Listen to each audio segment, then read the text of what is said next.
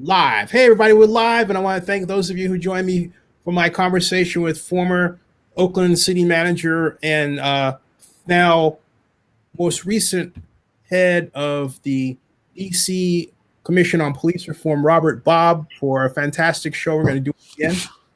This time now at 9:30 in the East, 6:30 out there. For those of you on social media, please retweet or share this.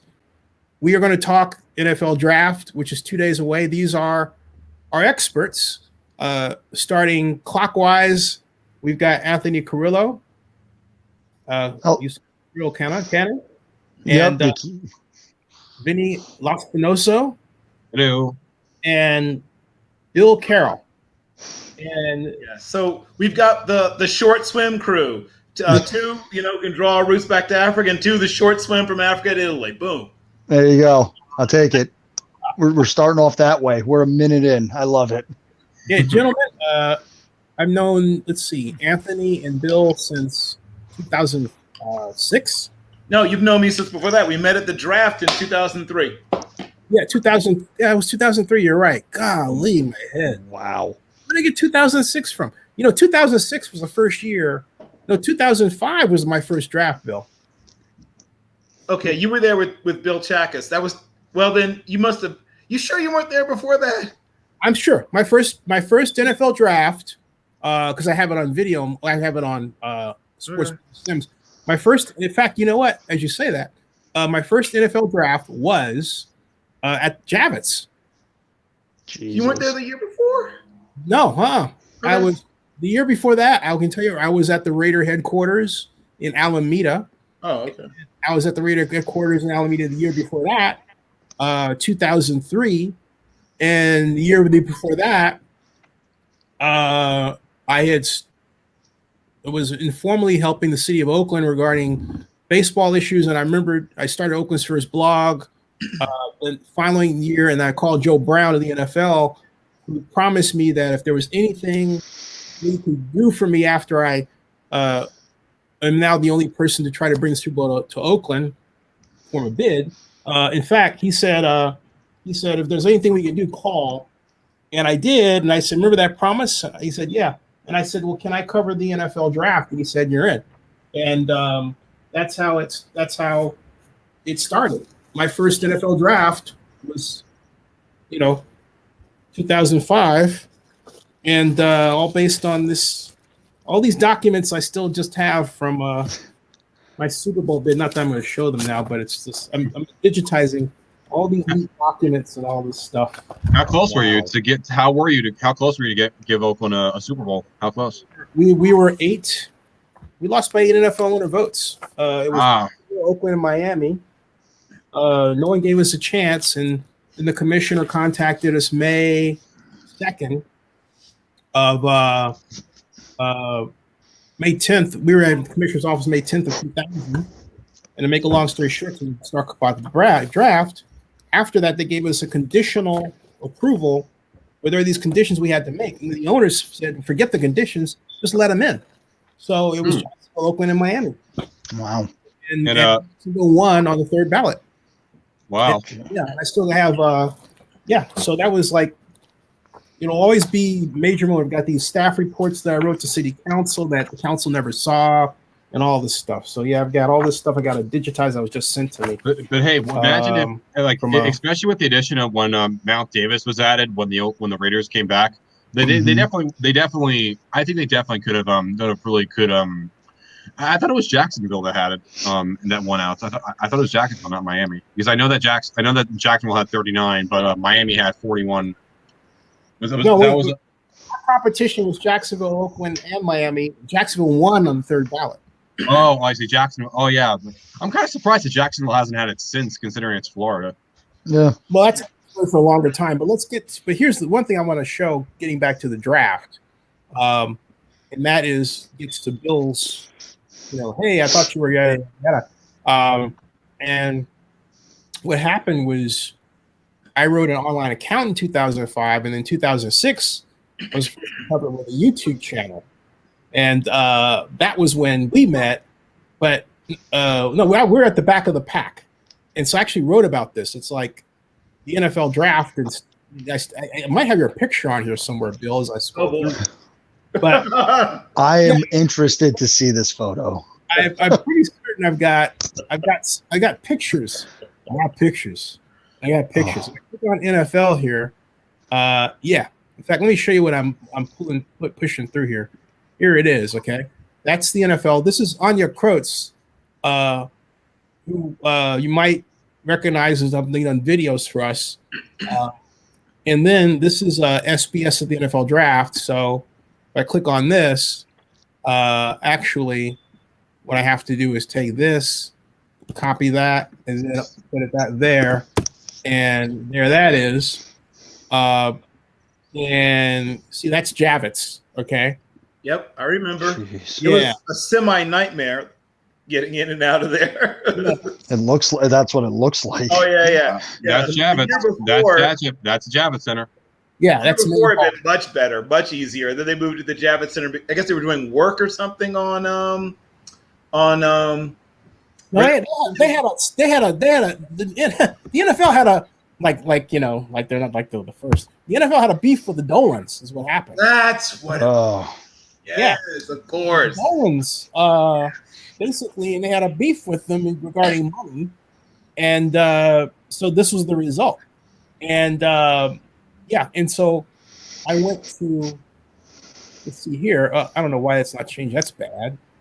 It's part 1, part 2. Yeah. And part 2 has more photographs. So you recognize those guys? Well, there's Dr. Bill. Is that Shakis? Yeah, that's Dr. Bill. No way. That's Bill Chackus. Yeah. And I named and there's John Murphy. Yeah. Yes, Big John. Mike Adkins, Luke Irwin, DJ Boyer, and Jesse Ballard. Remember those names? Boyer. What became of DJ Boyer? You tell me, man. Oh, okay. That's a long time. That's not a good answer. Nobody knows where he is. But yeah, somewhere around there, Rob Rang is there. Dane a very young, very thin Dane Brugler was there somewhere not far away. Josh Liskowitz, who actually is much thinner now than he was then. That's a good thing. Yep. My old boss, Steve Martin's probably somewhere there. And I think Andrew Lalama came also with us, and Jeff West. And you notice I called them all the back of the pack club. Oh yeah, they always put us back in the back. Yeah. What's Bill Chackus doing now? Isn't he doing like a whole gun thing, a gun podcast? And he's doing like tours, canyon tours out in Arizona too. Yeah. Me and Bert, there's Butch Sugar and Ray Firestone. Yeah, and they gave me that cigar because, like, I credit Bill Chackus for this. You know why? Because I'm sitting back there, and Bill says, "Hey, go get a cigar from Bert Sugar." And I said, "Do you smoke?" He goes, "No." He just hands a cigar out to everybody. So I did, and he's like, "Have a cigar, my boy." Jeez. Great Bert Sugar. Bert Sugar. Mm-hmm. I got him on video. This is Jay Glazer, who I had already started thinner. Look at Jay Glazer. Yeah. Man, Glazer actually had some hair back then. Yeah. I mean, a dusting. Yeah, dusting. Yeah, that was 2005. Yeah, it was Jay Glazer. Yeah. We used to just hang out the owners' meetings. That's how we met. And then there's actually even more here. I had a video on how a Japanese name gets called, which I put up later. That's Frank Sapovitz, who was Mr. Super Bowl then. Wow. And that's the clock, of course. Yes, the world famous clock. Yeah, and there's even more history here. There's a part 4. I don't know what's going on with that doggone thing. Let's see here. That's part 5. Let's see here. Let's get rid of. Okay, part 5. I met this woman who went to Cal who told me she wanted to be an anchor for CNN. So I interviewed her, and her name is Breonna Keeler. Wonder where she is now. CNN. She's on CNN. Yeah, I had a feeling she sounded familiar. Yeah. But because of this post, okay, Breonna, some dude hounded me about her, wanted her phone number. I know who she is now. and he's a broadcast agent. So I said, Breonna, she said, yeah, pass me his info. 6 months later, She was hired by CNN. Yep, that's her. I mean, I'd take her number if somebody's passing it out. The Carillo cannon is free, people. He's once again available. There it is. The adventure begins. New life, new memories. The ultimate draft quitter. So this is like, and then by the way, of course, you know who that is? Aaron Rodgers. Oh wow. Yep, that's him. Yeah, he finally with the soul patch. Yeah, I was there to the bitter end, waiting for him to get drafted. And of course, this is his family, some of the Rodgers clan. This is my first account of the NFL draft ever. Wow. Yeah, and I think there's a part 6. The Jets fans there. There. And that's Mel Kiper. Yes. There's Mel. Who was also thinner. That's Gil Brandt. Who looks pretty much exactly the same. Yeah, he does. Yeah, he looks exactly the same even back then. Like, yeah, except hair's a bit wider though. Yeah. That's Mike Golick preparing his cookies. And this is Paul Solanas. Yes. Mr. Irrelevant. That's when I first met him, and there's Dollar Melanie Fitch. Yep. And ESPN set in the middle of the action, and there you go, folks. That's my little sharing of NFL draft history that many of you have shared with me.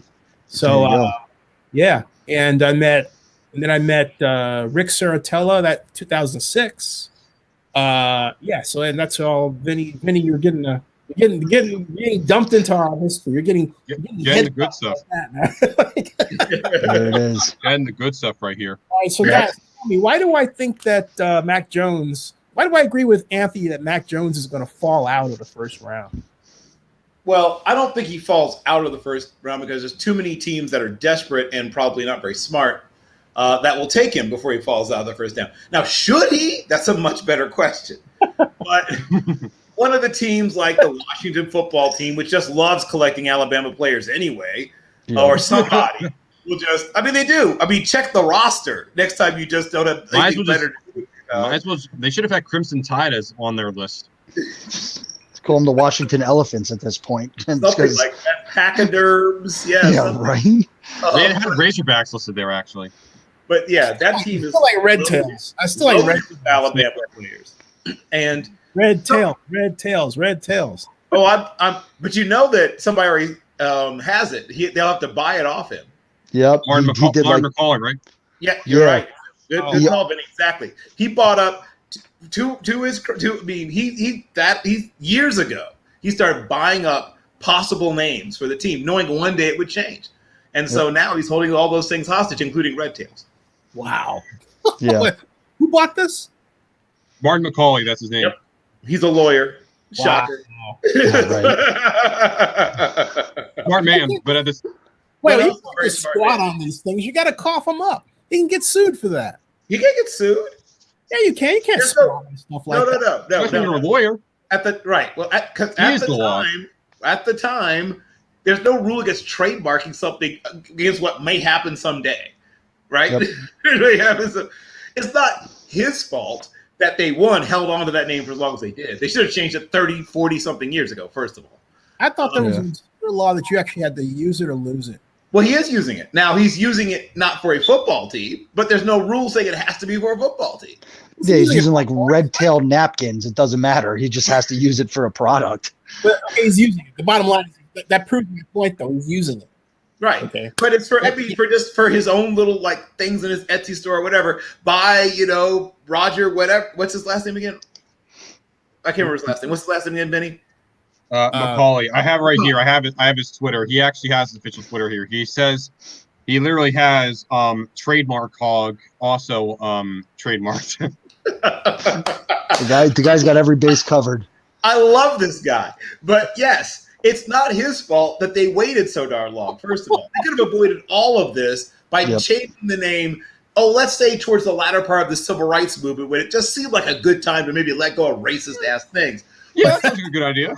But they did. Yeah. So now they've painted themselves into this corner. I have zero zero sympathy for them. Less than that, but whatever is less than that. I mean, I've got two guys. I'm happy they changed it, but it's just the fact that the way they changed it too is the fact. The only reason why they changed it is because FedEx was threatening to get out there, remove their naming rights if they didn't change it because of George Floyd protests. That is the only reason why that happened. Yep. Which is downright embarrassing that it took. It's extremely embarrassing. It's extremely embarrassing. I'm rooting for our friend Roger McCauley, quite frankly, to take them to the Martin McCauley. To take him to the cleaners. I'm rooting for him. So am I. So he's every name from like Warriors to Red Hawks to Red Tails to. He was it 20-something things. I think he ended up trademarking. Yeah. Okay, so where the hell is Mac Jones going? I think Mac Jones will be in the top 10, or at least top 15. But I can't see him number 2 and in the top 2, and I can't see him out of the first round because how desperate teams are going to be for quarterbacks. I see one of 3 stops for him. The Panthers will be the earliest, and I wouldn't advise them to do that, because now you have a slightly less talented white version of Teddy anyway. Like you just had that guy, but a better version of it. Yeah. And then if he makes it past them, as I've aforementioned, the Washington football team and obviously the Patriots, with the relationship between Saban and Belichick, if Saban vouches for the kid, I could see him ending up there as well. Those are the places I think are really the best the most likely landing spots for him. I'd be thrilled if he fell out of the first. I just don't think it's going to happen. Teams reach. Once again, we've normalized it. We've normalized reaching on quarterbacks. People just do it, and they think it's okay. Yeah, and it's one of those things that I took him in my mock. I have him out of the first round for the sole purpose of, I was talking to you, Bill. We were talking the other day, and I said, people are trying to talk that Mac Jones is Joe Burrow. And I said, Joe Burrow made LSU good. Alabama made Mac Jones good. There's a psychotic difference there. And like somebody's going to overreach because they're going to say, ooh, shiny, that's nice. And they're going to try to take him. And they're going to realize, like, I just said it to Zenny before we got on the show. If this was the 2004 draft class or 2005 in that time frame with those type of quarterbacks, Mac Jones would be surefire right up there with the rest of them. But I don't understand why everybody's just dismissing Justin Fields. He is, from the neck up, he's super intelligent. He's Cam Newton-esque with a better arm. Yeah, I don't get it. Like if I was San Francisco, having George Kittle playing tight end and Justin Fields, a more mobile quarterback on the field, now the linebackers got to hesitate that extra second, which now creates mismatches for George Kittle, which creates running lanes for everybody else. You have to account for him. For Mac Jones, it's like this big, dumb oak tree. Who cares? Like just flood the box. We'll figure it out. And it's all about mismatches. I would take Justin Fields over Mac Jones every day, including Sunday, for the purpose of I have George Kittle, probably the best tight end in football with Travis Kelce right now. That linebacker hesitates that extra second. That gives an extra second to open a lane, and Justin Fields is smart enough to know that and complete those passes. I think in the perfect world, and if I had the crystal ball, it would go Lawrence 1, Wilson 2, Fields 3, and then figure out the rest, and that's it. Everybody's on.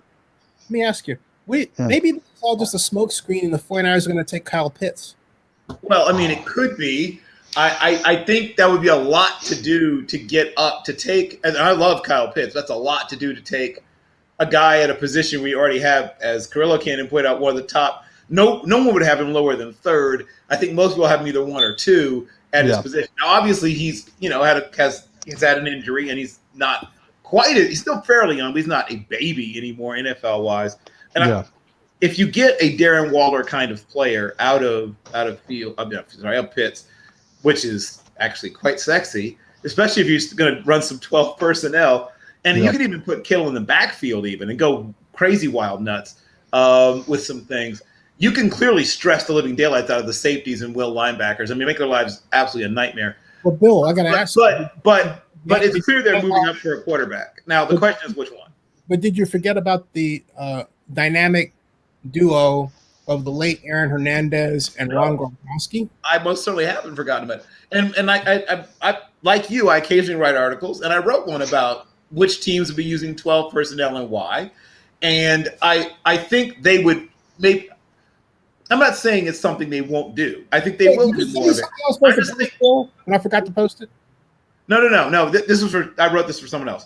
But the point I'm making, but the point I'm making is that when you give up that kind of draft capital, that's about 99.999% of the time you do it for a quarterback, because you are saying we're going to cripple ourselves a little bit in the future because we feel like this particular player is going to take over at the most important position in football.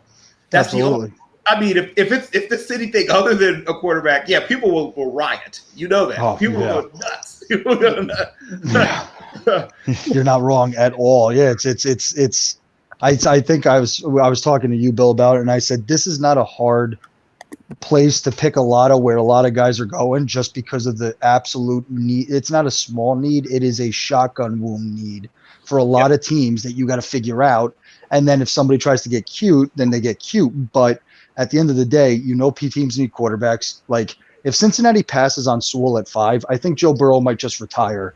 And that's it. He might just be like, I don't care about Jamar Chase. I need a tackle. Like, please, for the love of God, give me a tackle. But yeah, like teams like that, it's with the Mac Jones debate. In my analysis, I have him between like 35 and 45 in that area, just because that's his skill set. Like he had Najee Harris, he had Heisman Trophy Donovan Smith, he had Jalen Waddle for a year until he got hurt. He had all these stud people around him, and you can look real good at that. And the difference with Joe Burrow is that Joe Burrow came to the league, got in the right offense, started slinging the football. His offensive line just failed him. If his offensive line didn't fail him, we'd be talking about Joe Burrow up into that, like, oh, how good can Joe Burrow be? Now it's a different story, but Mac Jones, I think, needs the perfect offense to flourish in, where Joe Burrow, if it's just an okay offense he's in, he can make it better. Mac Jones isn't making an offense go from bad to good. He's just there, like almost as he's another Jimmy Garoppolo type player, just younger, I guess is the best way to put it. That's probably a big reason. And cheaper. Yeah, and a lot cheaper. Yeah.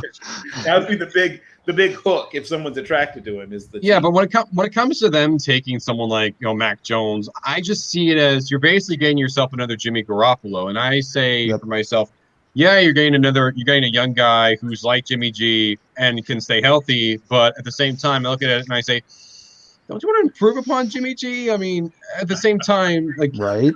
I mean, Garoppolo, ever since 2019. Garoppolo has been, criticized by a lot of people because, he's more of like a glorified game manager. And plus, it doesn't help the fact that he hasn't stayed healthy for a lot of times. But don't you want to improve upon that? I'm just saying. Maybe Mac Jones could. Hey, Pete. He joined us live one day. So yeah, I'm not so sure somebody that might go as high as 3rd overall in the draft could be considered underrated. That's not how I define the term. I have a different way of seeing it. I would say Justin Fields, if anything, is more underrated than Mac Jones. Because with Justin Fields, many people think he might fall out of the top half of the draft, whereas Mac Jones, the guy. But I think, in fairness to what Pete is saying, yeah, I know. I think what he's saying, I think Pete is talking to more like guys like me and Carillo, who think that the guy is second round material, and that's underrating him. Well, okay, let me say this. Okay? Even let's say we're talking. I don't think Mac Jones is a first round guy. Sure. Yeah. See that straight up. And I like to remind people, look at where Derek Carr went. I mean, who is a better player in at least, I would say, 5 to 10% better at literally everything, right? He didn't have the kind of talent around him, obviously, that Michael McCorkle Jones did, but stronger arm, better athlete, a guy that had to do more with less and was in an offense that made it more difficult for him to do what he did. So especially if you look at the early part of Derek Carr's career, before they had the changeover and Tim DeRuyter comes in and simplifies everything, he was running Pat Hill's offense. For those who remember Pat Hill for many years, speaking of the Patriots, for many years was an assistant coach in the NFL, including with the Patriots. And they ran one of the more complex offenses in all of college football. And then that changed when Tim DeRuyter came in and they went to your classic spread them and shred them. And the offensive line play was, how shall I say it, adventurous for your Mr. Carr. And he played through things like a sports hernia. He played through a fair amount of injury, and people sort of, I guess, downgraded him because he looked at some points like he was flinching. Well, for those who've ever had a sports hernia, go play football with it, and tell me if you flinch. Tell me if you. I have. If you manage to play, let's just say half a game of football, not even the whole season, not even 3 games, play one half of football with a sports hernia and not flinch, I will hand you a crisp $20 bill. Right? Seriously. Here's my other question then. And then I'm going to ask this question. I've got to, the brethren remains. I just have to take care of something downstairs. I'm coming right back. Understood. But that's the beauty of having you all around. Thanks. But what I'm asking is this, all right. Trevor Lawrence, boom or bust? I say bust. I'll tell you why. Because Pro Day was awful. And yet I'm hearing all this chat about, before I saw his Pro Day, he had a great Pro Day. It was outstanding. He threw perfect. He didn't miss. And I'm looking at it, I'm thinking, He missed like 5 to 7 passes. Yeah. And he overthrew it. He missed passes. You know what? If I wanted to overthrow a land in the end zone, I'd have hired him. Because that's what he was doing. I'm like, what are you guys talking about? Well, he needs a shoulder injury. Well, fine. But he approached the hold on thing, and by my estimation, a bit lackadaisical, like he had it. Okay? Because he did, Zen. He had it. I mean, it's cool to like pretend otherwise, but you know, I know, we know. Of course he had it. Everybody knows. I mean, they've got billboards up. Have you been to Jacksonville recently? Come on. Everyone even knows. Even Trevor Lawrence is mentioned. It's basically, even Lawrence would tell you, yeah, I'm going to play for the Jaguars. Everyone knows he's going to go number 1 overall, no matter what happens. No, I know. To me, I feel like he's like the king that was anointed 3 years ago. Remember that? He was anointed more than 3 years ago. Let's see, how old he was anointed as soon as he selected. I think it might have been back when even in high school, and doesn't help. No, because I'm not far from where he lives. So around here, it's like Crenshaw, Lawrence. I'm like, what? Wow. Okay. Well, okay. But just kidding. But my point is that there's something in me that doesn't see him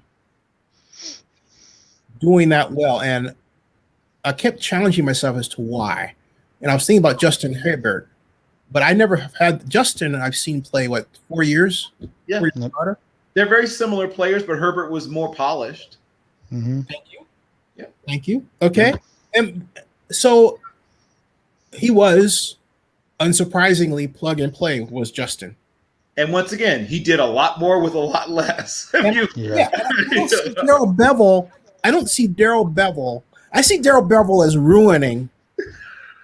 I'm just being. I see him as ruining Trevor Lawrence. All right. I won't quite as far as ruin, but I will say limiting. Once again, I will use. Have I used this? I know I used it before with Carillo Cannon. So, anybody here into NASCAR racing? Okay. Yeah, I know a bit about it. Okay, so you guys know what a restrictor plate is, yes? I've heard the term, yeah. Right. So, there are restrictor plate quarterbacks. There are restrictor plate coaches. And what a restrictor plate does is when you start going really fast, at some point, they want to shut down that airflow, right, to keep you from going too fast, right? So, at some point, you start getting less air coming into the intake manifold. That's what in the actual restrictor plate. Now, in your restrictor plate offense, right, which is what guys like Schottenheimer, guys like Bevel, right, and then certain quarterbacks, Andy Dalton, Kirk Cousins, at some point, you're going really good, everything's wonderful, and then they start slowing you down. The RPMs start to come down. Yep. So if they have a great running attack, and everything's contingent upon them really being able to pound the rock. If they can really run the ball, they'll be all right. They'll be okay. If they struggle to run the ball, it will get ugly fast. Yeah. And that's been true. Schottenheimer is also the passing games coordinator and the QB's coach for the Jaguars too. So they're both there. Yep. And the Titans were great at doing what, Vinny? Running the ball. Bing! So as long as that part happens, they will be just fine.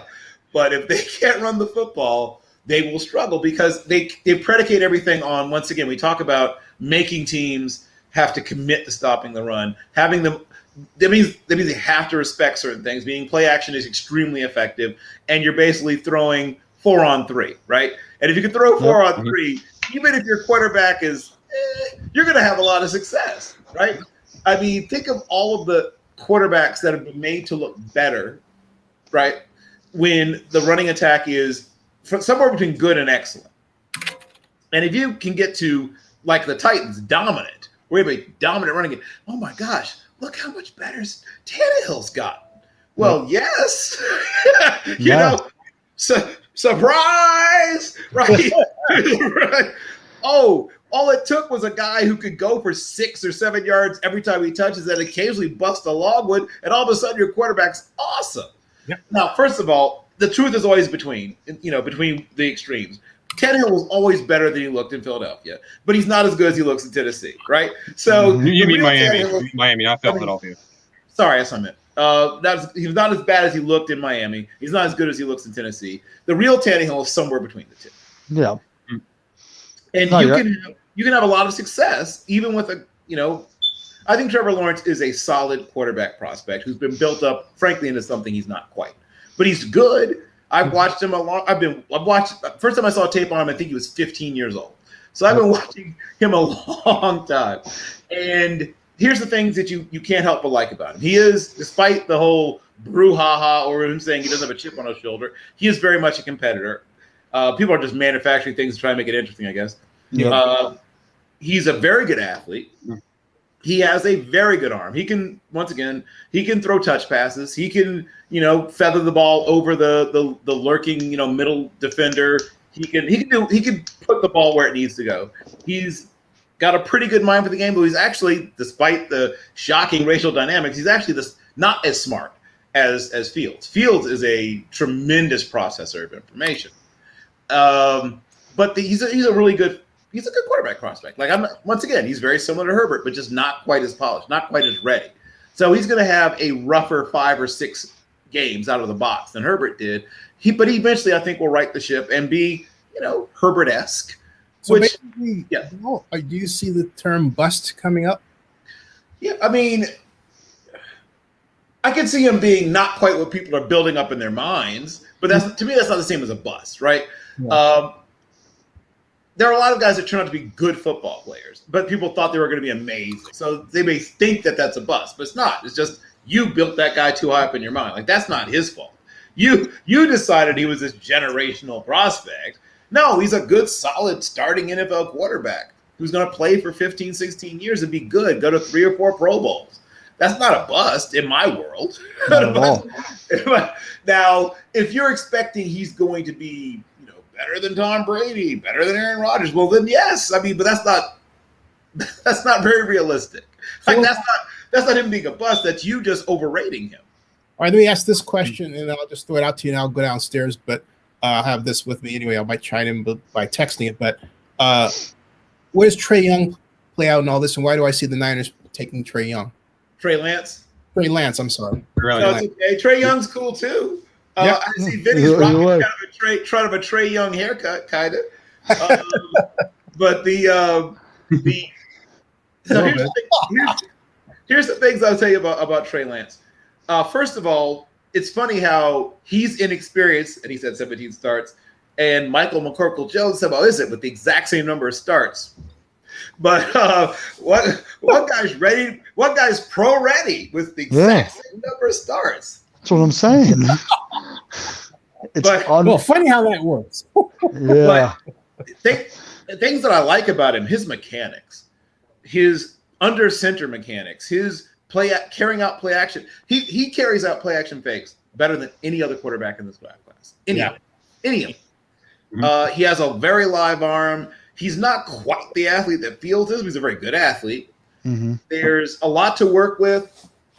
I would love to have him in a situation where he didn't have to play right away, but I think he's going to be a really, really, really, really good NFL starter for a very long time. I feel like when it comes to Trey Lance, they were saying either that he could happen for the Niners because that's what I've heard.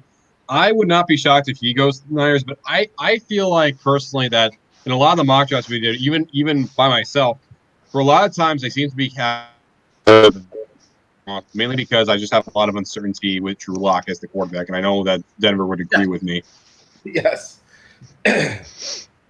Yeah, with me and the Trey Lance whole debate, I think that, Bill, you're right, that if he went somewhere could sit for a little bit, because he does come North Dakota State and everything else, and like the Philadelphia Eagles took Wentz second overall and threw him right into the pit, and look what happened there. But I think Trey Lance is a prospect that could have a good career if he has the time to develop those traits, and it's not like the first round picks. I think I said it the other day.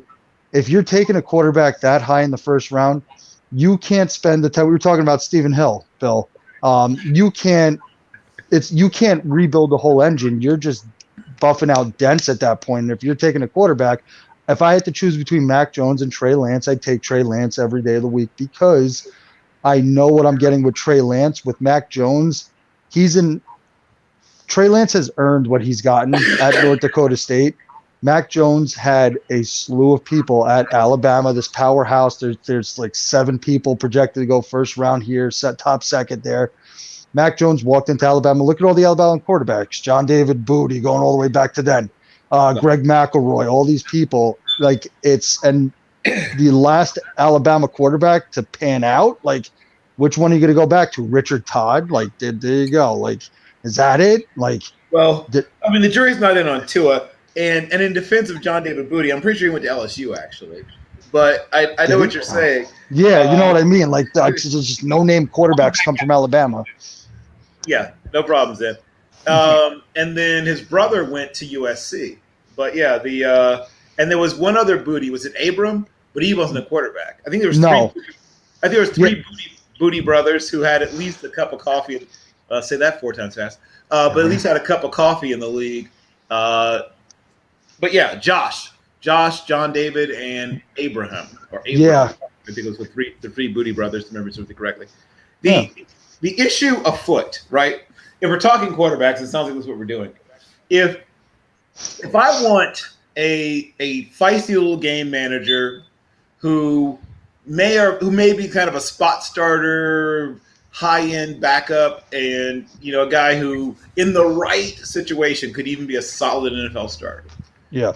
I can get that guy later in the draft, quite frankly. Absolutely. Like, for whatever reason, people have decided there's this huge difference between Kyle Trask and Mac Jones.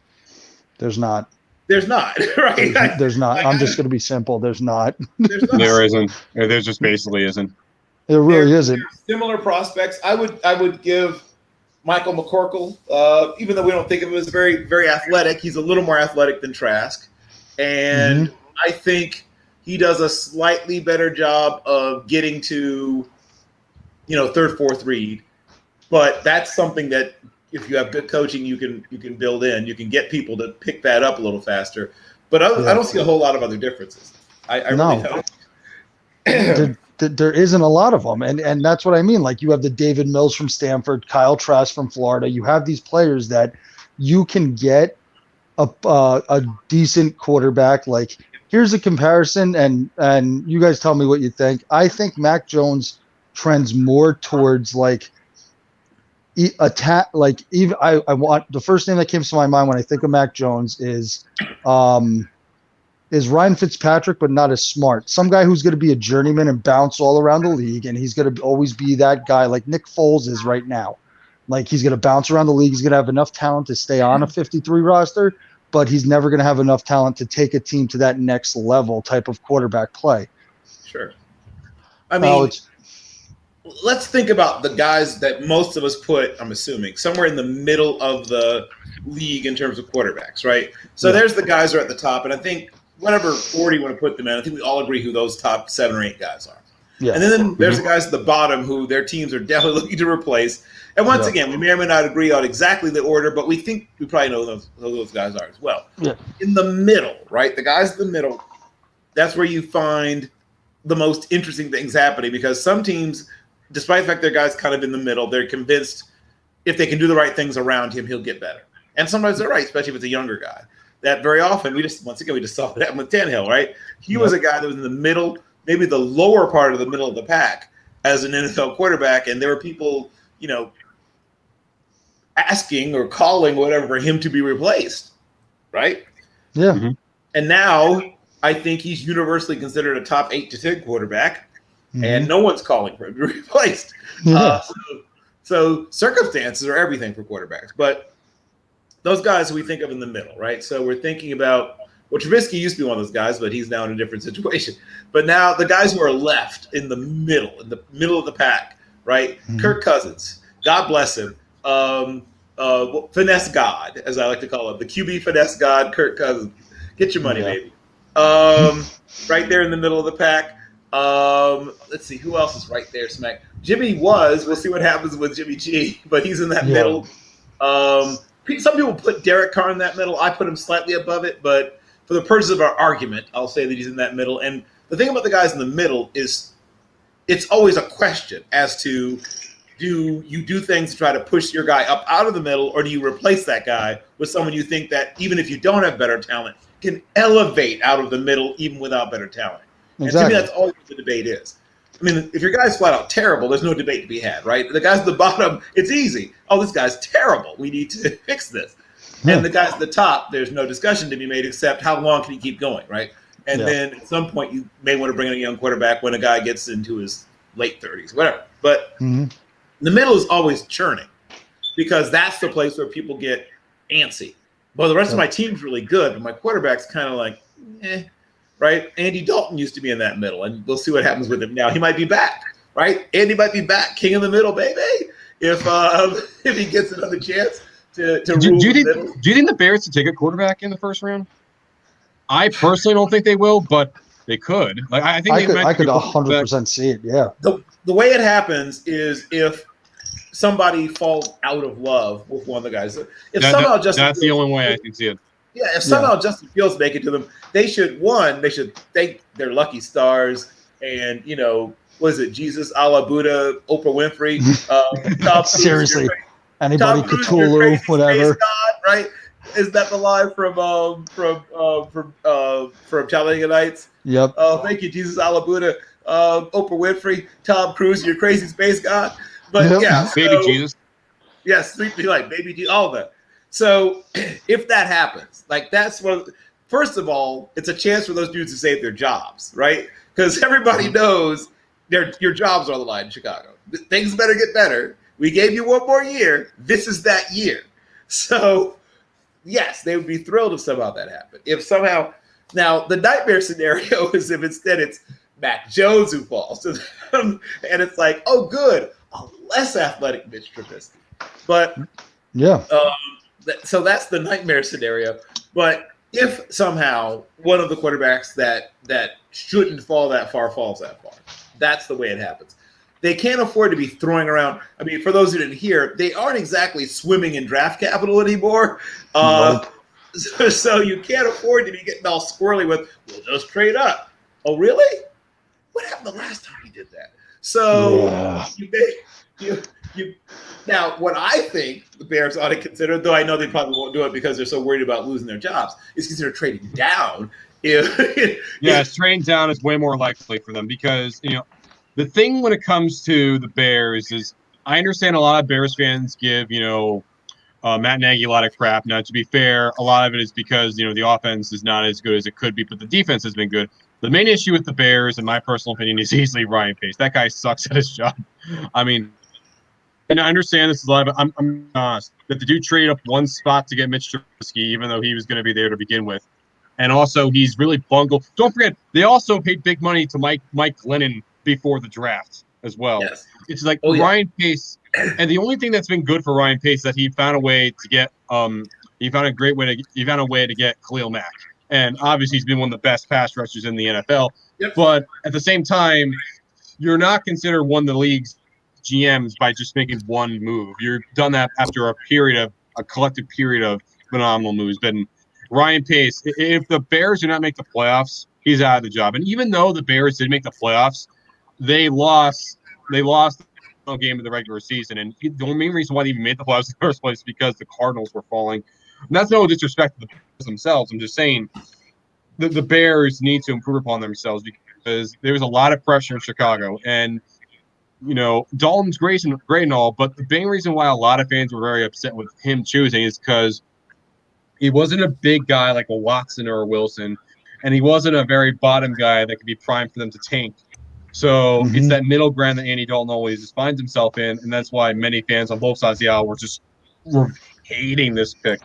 And I do feel bad for Andy in this sense, considering that, it was the team that gave him the best chance to make money and cash in. And I mean, they should have gotten Dalton last year. I mean, if anything, because instead they decided to take on Foles' huge contract. It's just pathetic with the Bears. Nick Foles is probably the luckiest quarterback in football. From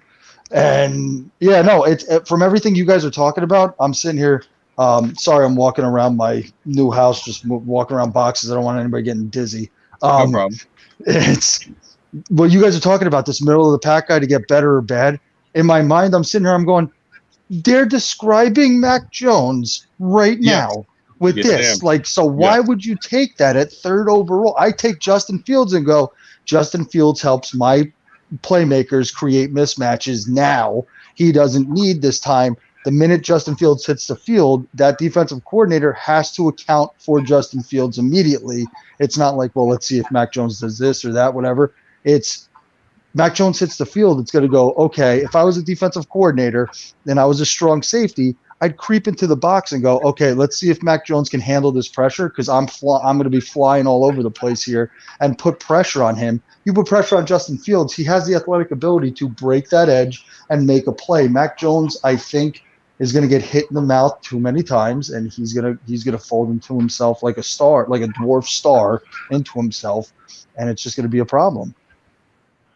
Yeah, it just never really made much sense as to why, Mac Jones is really. I mean, I think he could be a nice late first rounder, early second round kind of guy, but overall, that's a big reach, especially considering the 49ers trade up the farm to go up here. I mean, for me, if you're going to trade up, get Fields or get Lance. That's what I think. Exactly. Because you're exactly right. It's as simple as that, because Mac Jones only came on the scene this year, and like you said, Anthony, someone like Mac Jones is super high because of Alabama. He's not someone that's there because he's not the person that's put Alabama on the map.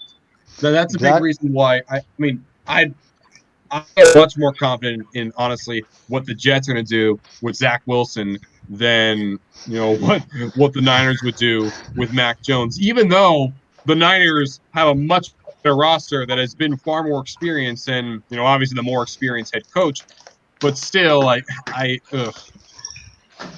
Jones would get you enough, but not enough per se. Not further.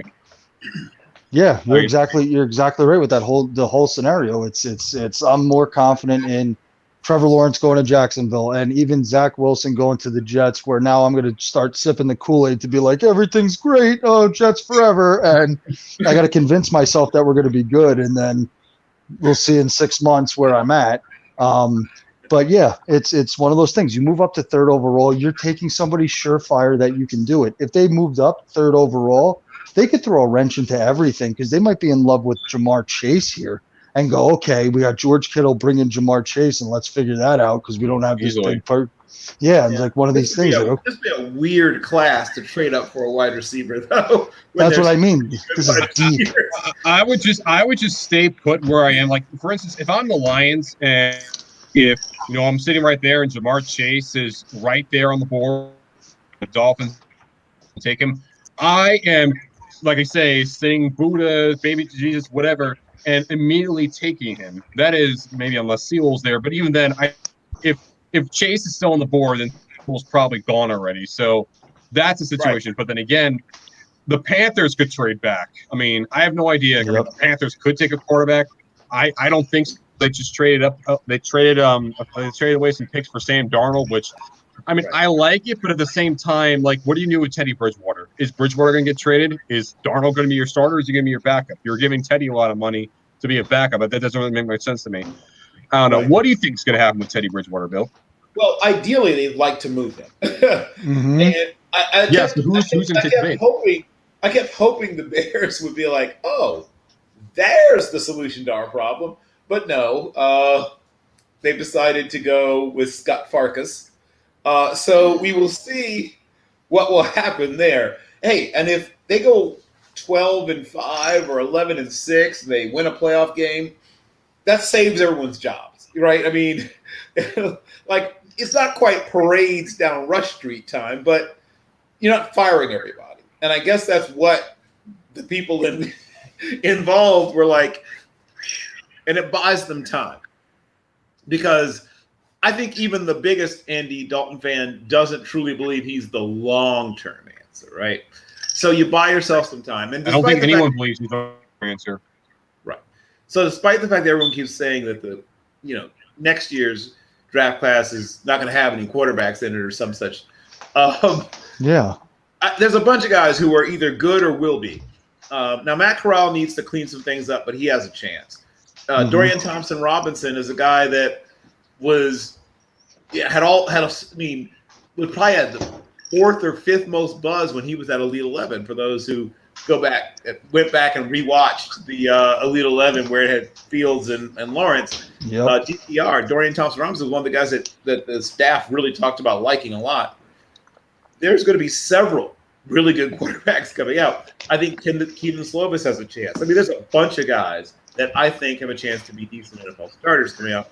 And that's not even getting to my guys, the small school guys like Cole Kelly from Southeast Louisiana, who is basically a young, even more mobile version of Ben Roethlisberger, just playing at the FCS level. Check him out. He's impressive on the foot. He is an oak tree. That man is an oak tree that can run the ball. And if Ben had his legs, there'd be no question. The Steelers would probably have another Super Bowl or something somewhere. He's right, young, more mobile. He really is a young, more mobile Ben. Akil Glass is a guy that I think has a chance to become at least a high-level backup. I think he'd be an NFL starter in the right situation. So everyone keeps saying, but you got to get one this year because next year they'll be done, And then it always turns out that, there are quarterbacks. They didn't stop making them. So I'm not one of those people that says you have to get one this year. Here's a question from Zenny. He said he texted it over to us. He said, "What do we think the Raiders do at 17?" Oh boy, yeah. What do the Raiders do? I think they will take defense. I think they will take someone. I think they'll take someone on defense. For some reason I'm feeling that they'll go linebacker here. I don't know why. I just feel like we go. So here's my list of guys I think could land there. And remember, they do things that no one else would do. But, they can't take Jalen Waddle. Jalen Waddle will be gone, so the speed will be gone by then. Right. I mean, so I agree. I think they could go pass rush if Jalen Phillips is there, and they're clearly more liberal about bringing in guys with medical concerns than most teams, as I think we've seen demonstrated. So I wouldn't be shocked. I mean, I made a little semi-joke about the Make-A-Wish draft they had a few years ago with a bunch of guys that had, sometimes even life-threatening, not just career-threatening medical conditions. Yeah. But yeah, we'll spend more time on that. But I could see Jalen Phillips going there. I could see Christian Barmore going there. I think it's a little early for Barmore. I think they don't care about what I think. I wouldn't be shocked if Jeremiah Owusu-Koramoah went there. Yep. And the surprise guys would be if it was maybe like Azeez Ojulari or Zaven Collins. I even couldn't rule them out. You know what? I'm going the opposite side of the football. After they gutted that offensive line to the teeth, like the bowl haircut, and I can see that too. Yeah, the brain behind the bowl cut literally just said, "Okay, everybody get out." Brain like behind everybody, the bowl cut. yeah, like everybody get out, and I can see them taking if one of these offensive linemen start to fall, like the kid from Northwestern. The kid from Northwestern who can play every position, they'll be like, great, you snap the ball and then move to left guard because we don't have a spot, somebody in either spot. And you just but you guys are right too with the defense with the Raiders, but also, Bill, you're 100% right because Mark Davis could care less what anybody thinks. He's just, it seems like that episode of South Park with the Margaritaville where they chop the chicken's head cut off and then they're blowing the kazoo as the chicken just runs around. Like, I kind of feel like sometimes that's what happens in some war rooms. Like, it's like, okay, here you go. Like, what's happening here? But it's either somebody on defense that's going to be a playmaker immediately, or it's going to be an offensive lineman, because Derek Carr, if they don't take an offensive lineman early, he's going to sit there and be like, okay, you just want me to die. Like, great. That's fantastic. That's it. So amongst the offensive linemen that could, I don't think Slater gets there, because if Slater somehow makes it past 12, Yeah. I just can't see the Chargers saying, "Oh, we're fine. Yeah. We don't Yeah, need no. Like that meme with the dog that's in the fire with the hat on, and they have it. Exactly it. Like, this is right? fine. This is fine, right? So I have a feeling he doesn't make it past them. There's a chance that Christian Darrisaw could be available. Yep.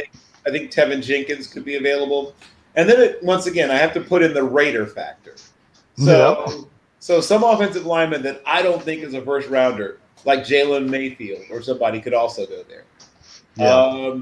I know that Mike Mack has an affinity for Notre Dame guys. Liam Eichenberg, maybe, who I have him like a right on the bubble between first and second. Before the Kansas City Chiefs sort of stuck a finger in their very, very leaky offensive line problem, before they traded out, I had them taking Eichenberg with their pick. But I mean, it wouldn't shock me if the Raiders reached on him, because nothing they do shocks me anymore. No. Nothing. Nothing. We're all numb to it. We just get numb to it at some point. We're like, oh, good, here we go. Like, here, like, have at it, Hoss. Like, here you go. It's just, and this is the last thing I'll throw out there, and this should not happen. This should not happen, but I can't rule it out. If somehow the aforementioned Michael McCorkle-Jones makes it past all those other teams, I could see Chucky, saying, "Oh, he's got moxie," whatever. I could just picture Mark Davis with his bowl haircut and his Cheshire Cat Tony Blair kind of smile, saying, "This is Moxie." Yeah, this is Mark Likey. Mark really likey. Yeah, if you think about it, look how Mike Mayock's been drafted. When the Colin Farrell year, Mike Mayock, I think I tweeted at one point, I go, did Mike Mayock just watch the national championship? Because all he's taking is Clemson and Alabama people. I was like, every person was Clemson around. I was like, Mike Mayock left the NFL Network and said, screw it. It simplifies the job. I mean, you're not wrong. It really does. It simplifies the job, makes your job easy. And, hey, Abram, granted, to be fair, he was hurt. Farrell was this, leadership guy. The best pick of them all was my man Double X, Max Crosby. Yeah, Max Crosby. Yes, nobody was talking about him. Well, not nobody, because unless you consider me nobody, I was yelling. No, I don't. All along about this kid. I said that night, this is their best pick. I told anyone who would hear, and I made a couple of gentlemen's bets with people who I think some of them haven't paid up yet, but I said, I promise you, of the two pass rushers they drafted, the kid from Eastern Michigan, I think that's what I said, he will double the output of the other guy. And I was more than right. I was right with some room to spare. So he shouldn't be like he should be the other. In an ideal situation, you would want him to be your O.C. Umenyiora to your Michael Strahan. Yep. Yeah. But unfortunately, they don't have a Michael Strahan. They don't really even completely have a O.C. Umenyiora, to be perfectly honest. But the closest they have is Matt. So if there were a pass rusher, I would heartily encourage them to do that, because I don't know if anyone's noticed. Anyone want to guess who the Raiders play twice a year? The Chiefs, Who else? Broncos, the Chargers. Okay, the Broncos probably not terrifying you quite as much, but at Chiefs, least, obviously. Chiefs. Right. The ones that keep the offensive coordinators, up all night are the Chiefs and the Chargers. I mean, I'm just going to say it. That's going to be a really good football team this year. Yeah, you're not wrong. I'm personally right now. I'm personally betting on the Chargers to make it as a wild card. I personally still see the Chiefs winning their division. I see them as the number one pick, and I'm a little bit hesitant to say that they're going to go to the Super Bowl again, because I'm always very reluctant on teams that have been to a Super Bowl. And lost. But at the same time, like it's the Kansas City Chiefs. It's Andy Reid. It's Patrick Mahomes. Come on. Right. So there's about 3 or 4 teams where there's literally no way of knowing what they'll do. Yeah. Right. And that's one of them. The Raiders are one of those teams where you have literally no way of knowing what they'll do. You never really know what the Patriots are going to do because it's basically, like I said, it's 1960s era Kremlin. Nothing gets in or out. If something gets out, you can pretty much bet that it's misinformation. What other team is a pretty much utter mystery? Detroit will be interesting. Not so much mysterious. It's just they're a team that could use a lot of things. And a lot of things should be there for them because the one thing they don't need is a quarterback. Though some people are mocking a quarterback to them. I don't see it. No. I don't see it. I'm not saying at some point they won't take a quarterback, but for those who, once again, were born in the last, I would say, 24 to 48 hours, even though Jared Goff might not be elite, we talk about the middle, right? But he's towards the top of the middle, right? he's a guy that, has helped to take a team to the Super Bowl. He didn't exactly carry the team to the Super Bowl. He's not that kind of guy. But if you build the right team, it's been proven, right, that if you build the right team around him, you can be a Super Bowl team with Jared Goff. I'm not exactly right. We know this for a fact because we've all seen it happen. Yeah. So, admittedly, that has not happened for the Lions. Well, to be honest, ever. But well, maybe if you count the playoff bowls in the '60s and maybe 1991, but right. Outside of that, there hasn't really been much to really pine about since they traded away Bobby Lane after they had their dynasty in the Buddy Parker for the Hall of Fame. Yes, and it's been a long, cold slog since then. Very long. Very long, very cold. But the good news is I think they don't have to do anything quarterback-wise for a little while. I think that this, once again, buys them time to build up the team.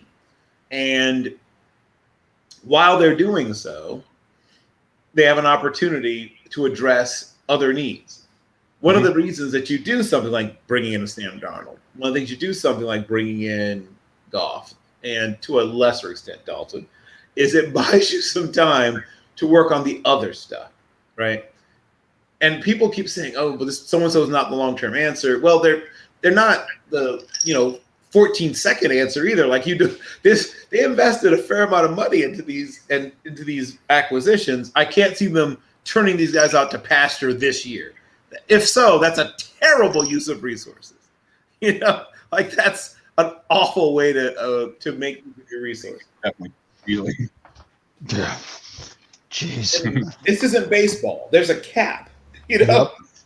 Like you can't go out and spend all this money on a guy that you're playing the bench. Well, you can, but you shouldn't. I mean, I guess Mike Glennon is an example that you can, but you should. Yeah, that was just stupid. Right, but you should not. I guess is what I'm saying. It's a frowned upon thing. Why else do you think that's such a laughable decision? Even now, like I still just amazed. Like, man, Mike Glennon was a hot commodity in free agency, and even at that time, I'm like saying, why?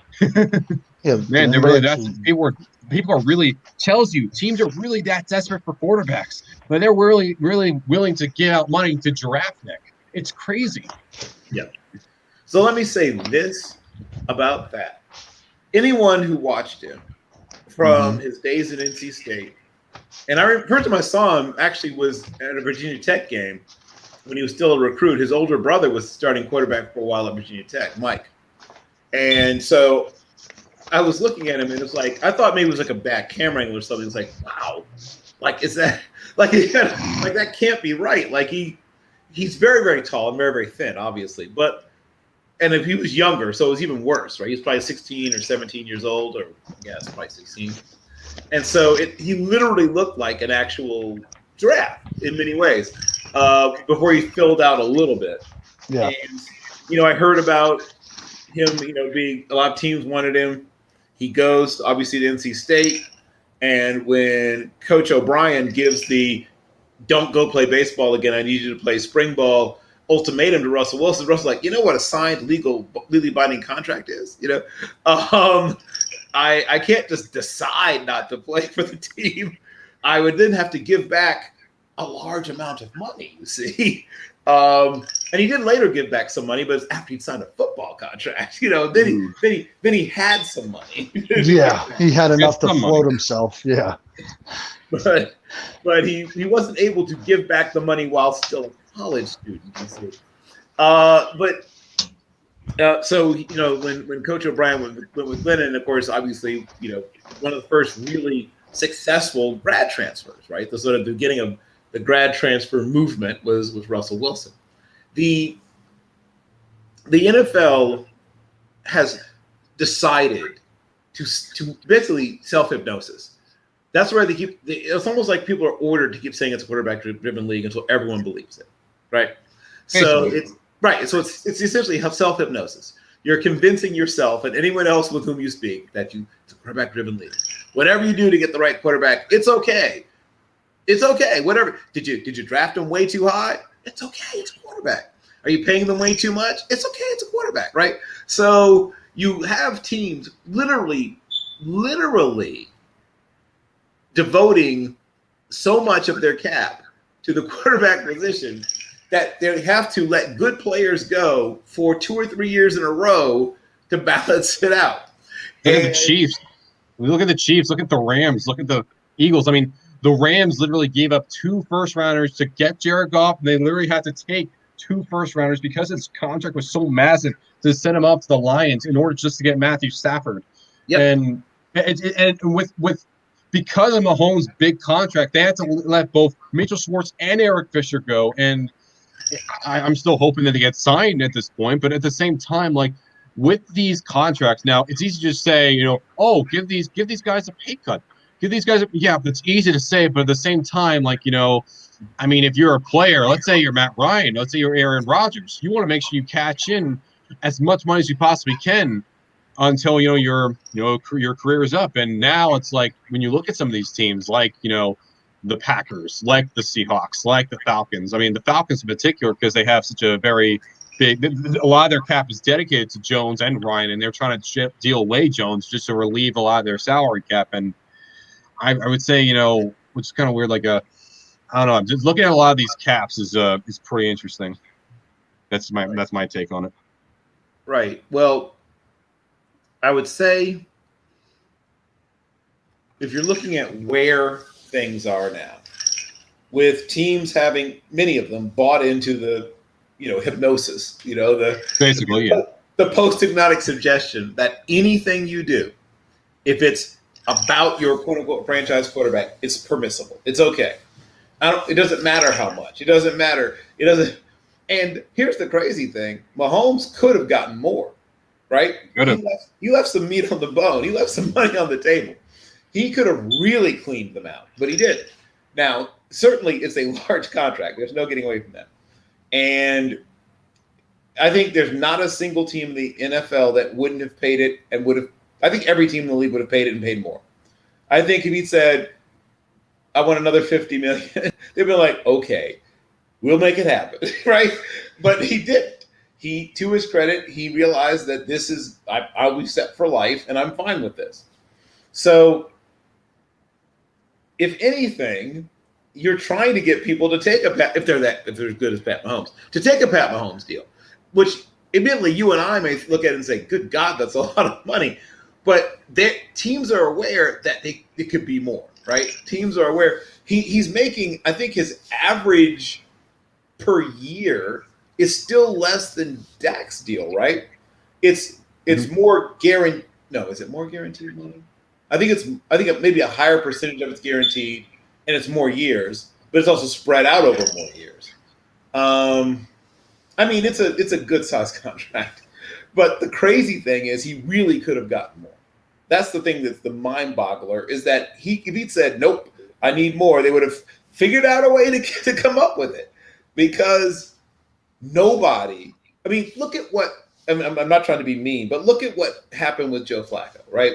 A guy who is, once again, right there with Andy Dalton as the kings in the middle, right? And because they won a Super Bowl, with Flacco, right? Not because of, but with. Yeah. They keep mentioning his time in the playoffs, but if anything, if you actually looked at like stats, you would actually find out that Matt Ryan, if anything, had a much more successful postseason. The only reason why he doesn't get the credit is because one defense let him down, Yep. and the other defense helped him out. And Joe Listen. Flacco. I mean, to be fair, Trump said he's elite, so I guess that means he's elite still. I was gonna say, and also, and listen, in the playoffs, anybody can be good. Look at Trent Dilfer. Trent Dilfer was on that team, just like Brad Johnson, Mr. Volleyball elbow pads, was just like, I'll do enough to win a football game. Like Nick Foles got hot.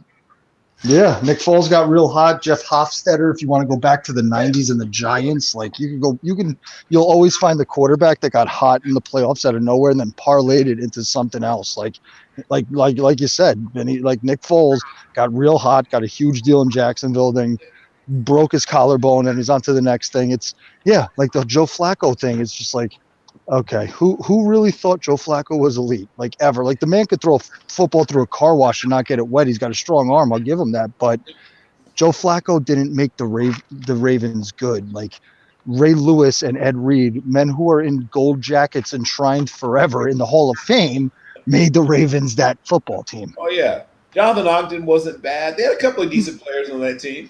Exactly. Ogden retired in 2007. That was even before Joe Right, Flacco. he retired by that point. You're right. Yeah, but still, it's just it's one of those things. Marshall Yonda eventually, he was the one that was always closer. Yonda's pretty good, yeah. Yeah, it's Haloti as well. Yeah, Haloti Ngata was on that team. It's one of these things that we keep talking about quarterbacks, and it's always to be the crown jewel. You have a quarterback, like you said, Patrick Mahomes. People would be cutting high-profile people to get Patrick Mahomes because then you have that crown jewel. Like Tom Brady for 20 years, Patrick Mahomes for at least 15 of them in Kansas City, and see how that works out. Yep. But it's one of these things that teams that don't have it, it's like it's almost like the California gold rush. Like everybody's going out there, they think they're going to strike gold, and they waste all their time and energy and money, and they go flying out there where you could have stopped in like South Dakota and had a nice farm and figured it out that way. No, you want to go all the way to California and go for broke, and then you draft somebody like Mac Jones, or you draft somebody like Joe Flacco, and then you convince the world it's the second coming, and then 10 years later you're like, yeah, no, like how about that? Like, trust me, as a Jet fan, that's all I live. I live that all the time. The Sanchez's and everything else, it's like, do you always think you're like Sam Darnold was supposed to be the next great thing, and 3 years later, he's out the door, and here comes Zach Wilson. And then Zach Wilson, you'll see on all the tabloids and Page 6 and everything else. Yeah, Zach Wilson's going to be great. Look at this, what he did at BYU. And then in 4 years, it'll be, as a Jet fan, I'm a realist and an alcoholic because I'm a Jet fan. And in 4 years, it'll be the same cycle, and that's how it works. But unless you're getting somebody like an Andrew Luck or things like that, like Andrew Luck's talent didn't kick him out of the league. The fact that his body was just destroyed did.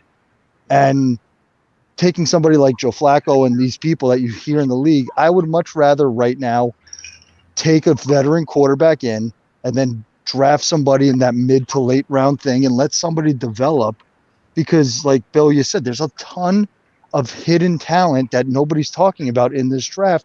Everybody's focused on the top 5 quarterbacks, but you can see, look at the NFL. How many first round top 10 picks are starting quarterbacks in the NFL, and how many are second and third and fourth and fifth round picks right now playing in the NFL? And most famously 6th in the case of the guy that some people are calling the greatest of all time. Exactly. So here's what I will say. In the right situation, Kellen Mond could do quite well. In the right, I mean, it's situations everywhere. I know. Yep. It all depends on the situation. You know, that's all that really matters. I mean, people don't really want to talk about, oh, this guy will come here. It just comes down to the situation. And even when it comes to situations like a Carson Palmer, for instance, I mean, it's a case-by-case basis. I mean, you could make him sit. You can make him play. I mean, it really matters in the situation. You can't. People are different. Okay, you can't just put every single person and expect to perform and behave exactly the same way. You have to also know, and granted, you could also say, oh, if you're going to make them just sit and develop, why are you taking them that high? Yes, but at the same it's also with red shirts too. It's very, very different. It's very complex. Everyone is different. Here's I a good personally see it. question. Yeah, here's a good question Zenny just brought up. David, I love this is one of my people I'm screaming to get, like, maybe sneak into the first round. David Mills of Stanford, quarterback. Here's the thing about Davis Mills, and he was the top-rated pro style. Like, they Exactly. make a differentiation between pro style and black. But Wow. I mean, unfortunately, you're not wrong, and that's a horrible thing to say. I feel bad saying it. sadly, I am not. Well, you also Yes. you also have to be honest too. That's just, Yeah. you gotta be honest. But yes, so he was coming out. He's another guy who's on the very low end in terms of starts. Yep. He has had some impressive games. He's also a guy that definitely will hold the ball. I mean, a lot of things that we said about Andrew Luck, only he's not, once again, nowhere near as polished or as perfected. And they've simplified their offense at Stanford since then. They now are essentially a spread team. I mean, they still have tight ends and fullbacks in their offense, but they run a lot more spread sets and more spread concepts than they used to. But they used to be pretty. I mean, they were a West Coast offense team in the Pep Hamilton days when Andrew Luck was there. And now they are not. Yeah. So they still have some elements. They hold on to some of it, but it's mostly been simplified. But the point is that is there stuff there to work with? Certainly. But he's a guy who hasn't been able to stay healthy, which is not a great thing. And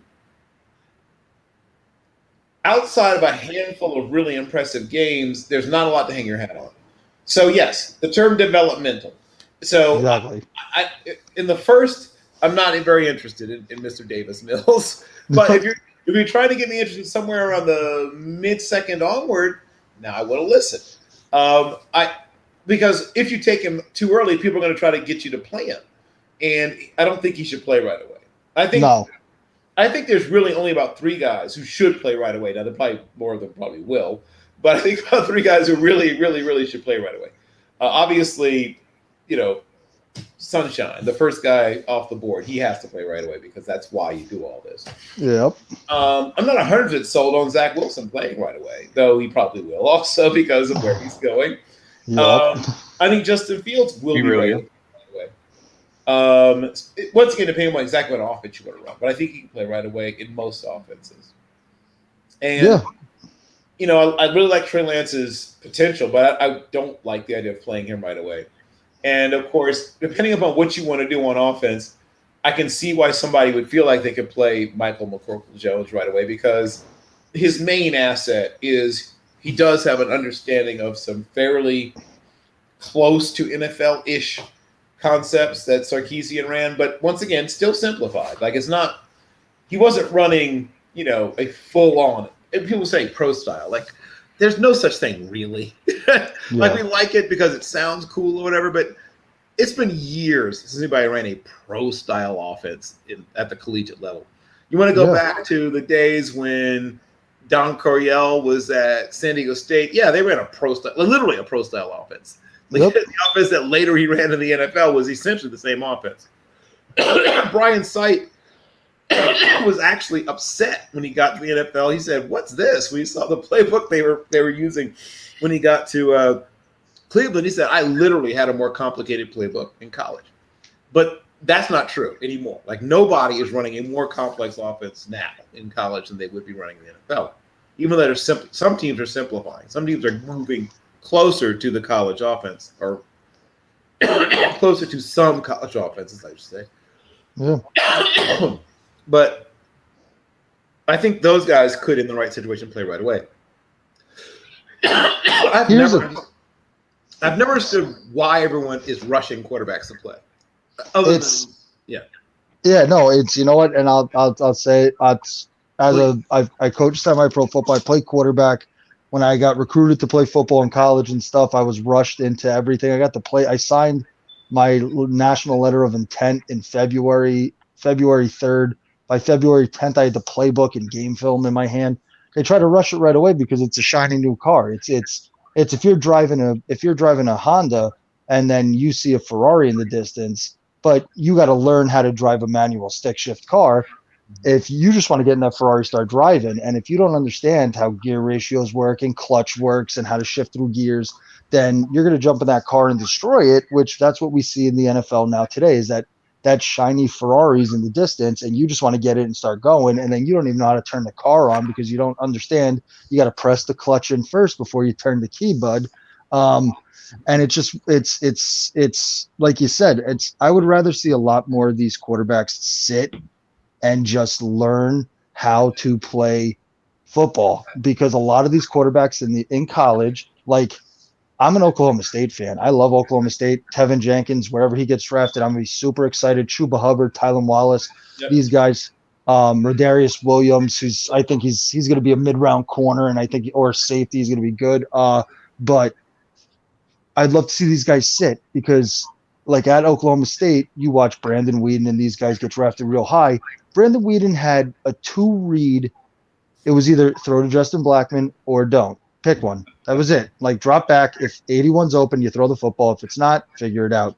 And a lot of these offenses in college are super simplified to the point that when they get to the NFL and all of a sudden they're going, wait a minute, there's a third read, there's a fourth read. What's my check down? Like, where's the hot route? What am I doing? And then on top of that, you got people that are playing football for paychecks, and their livelihood depends on hurting you. You don't have time to be like, wait a minute, I can't duck out of bounds. Here comes this man. He's going to knock my teeth out. And by the way, you got to learn it all on the fly.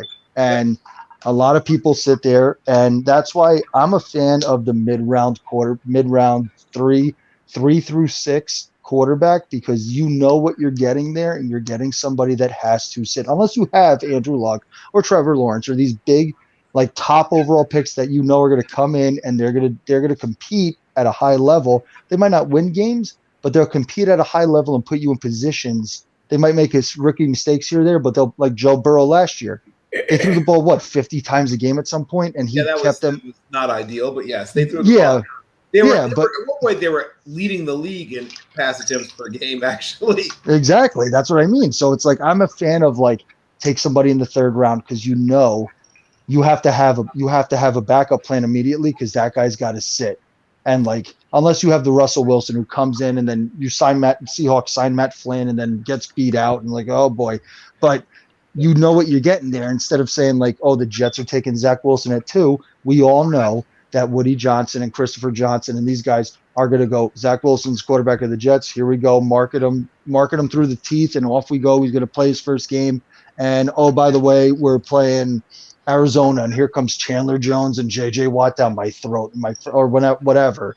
Right. It's like, take somebody in the later rounds, take somebody from a small school, not you don't have to from a small school, but just take somebody you have to work on. And by the way, that's also like, okay, now you have more room to do it, because you're not paying that top quarterback premium for a top overall pick. You have flexibility in your cap space to bring people in to help him out, and that's it. When you wouldn't have to force people to get a paycheck. That would simple as that. Exactly. That's it. The other thing that people forget is that there's a handful of not a handful.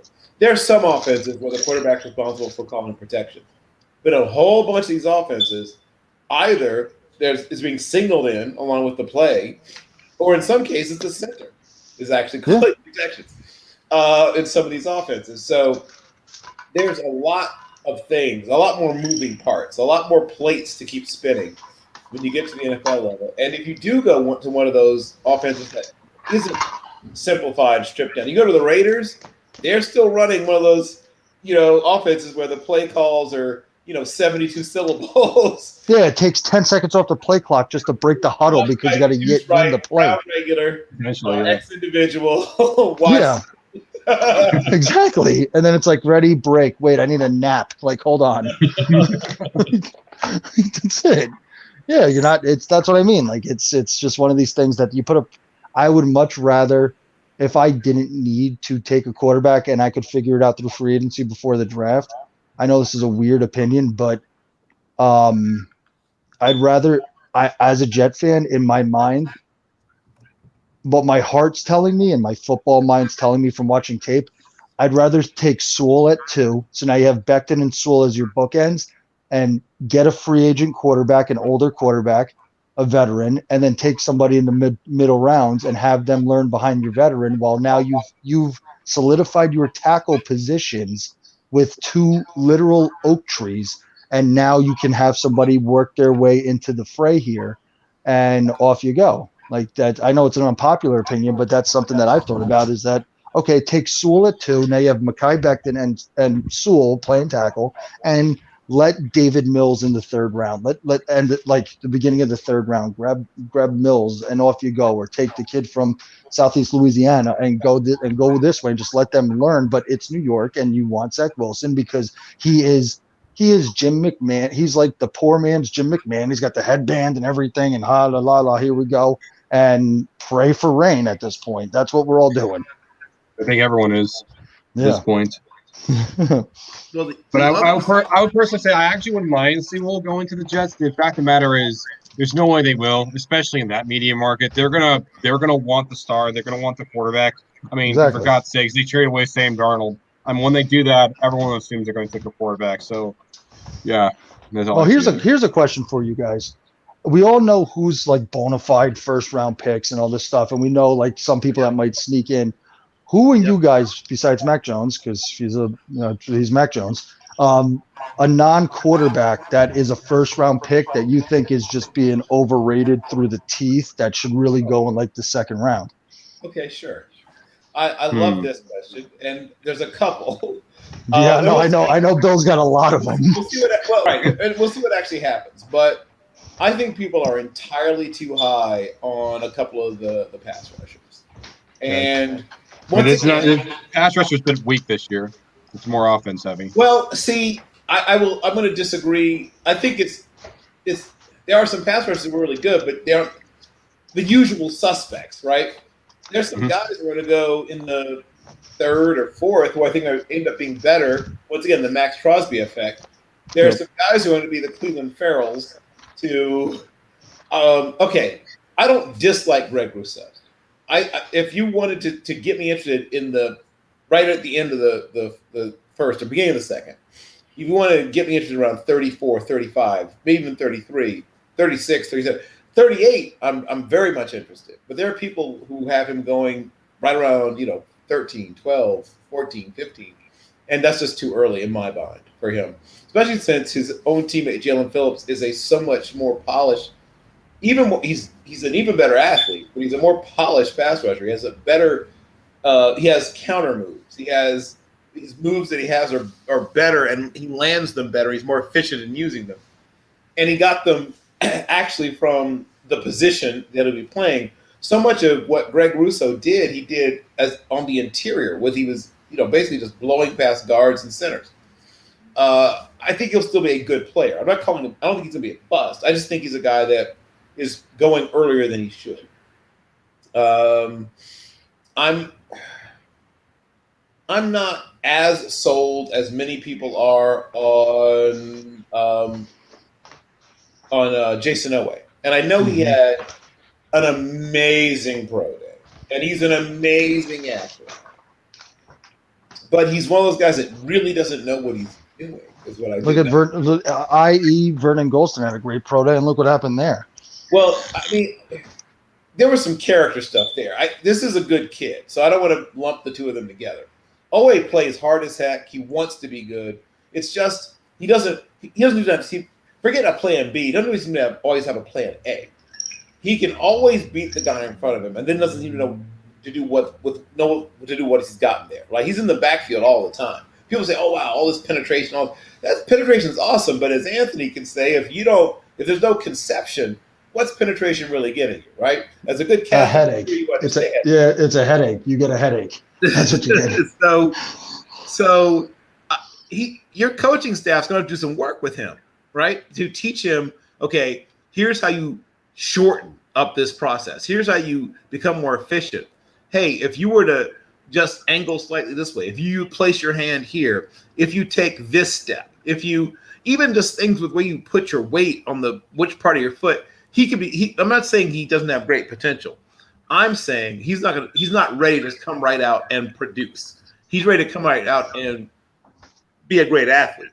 Mm-hmm. He's ready to come right out and beat the guy in front of him, but he's the kind of guy who's going to fall for a lot of stuff.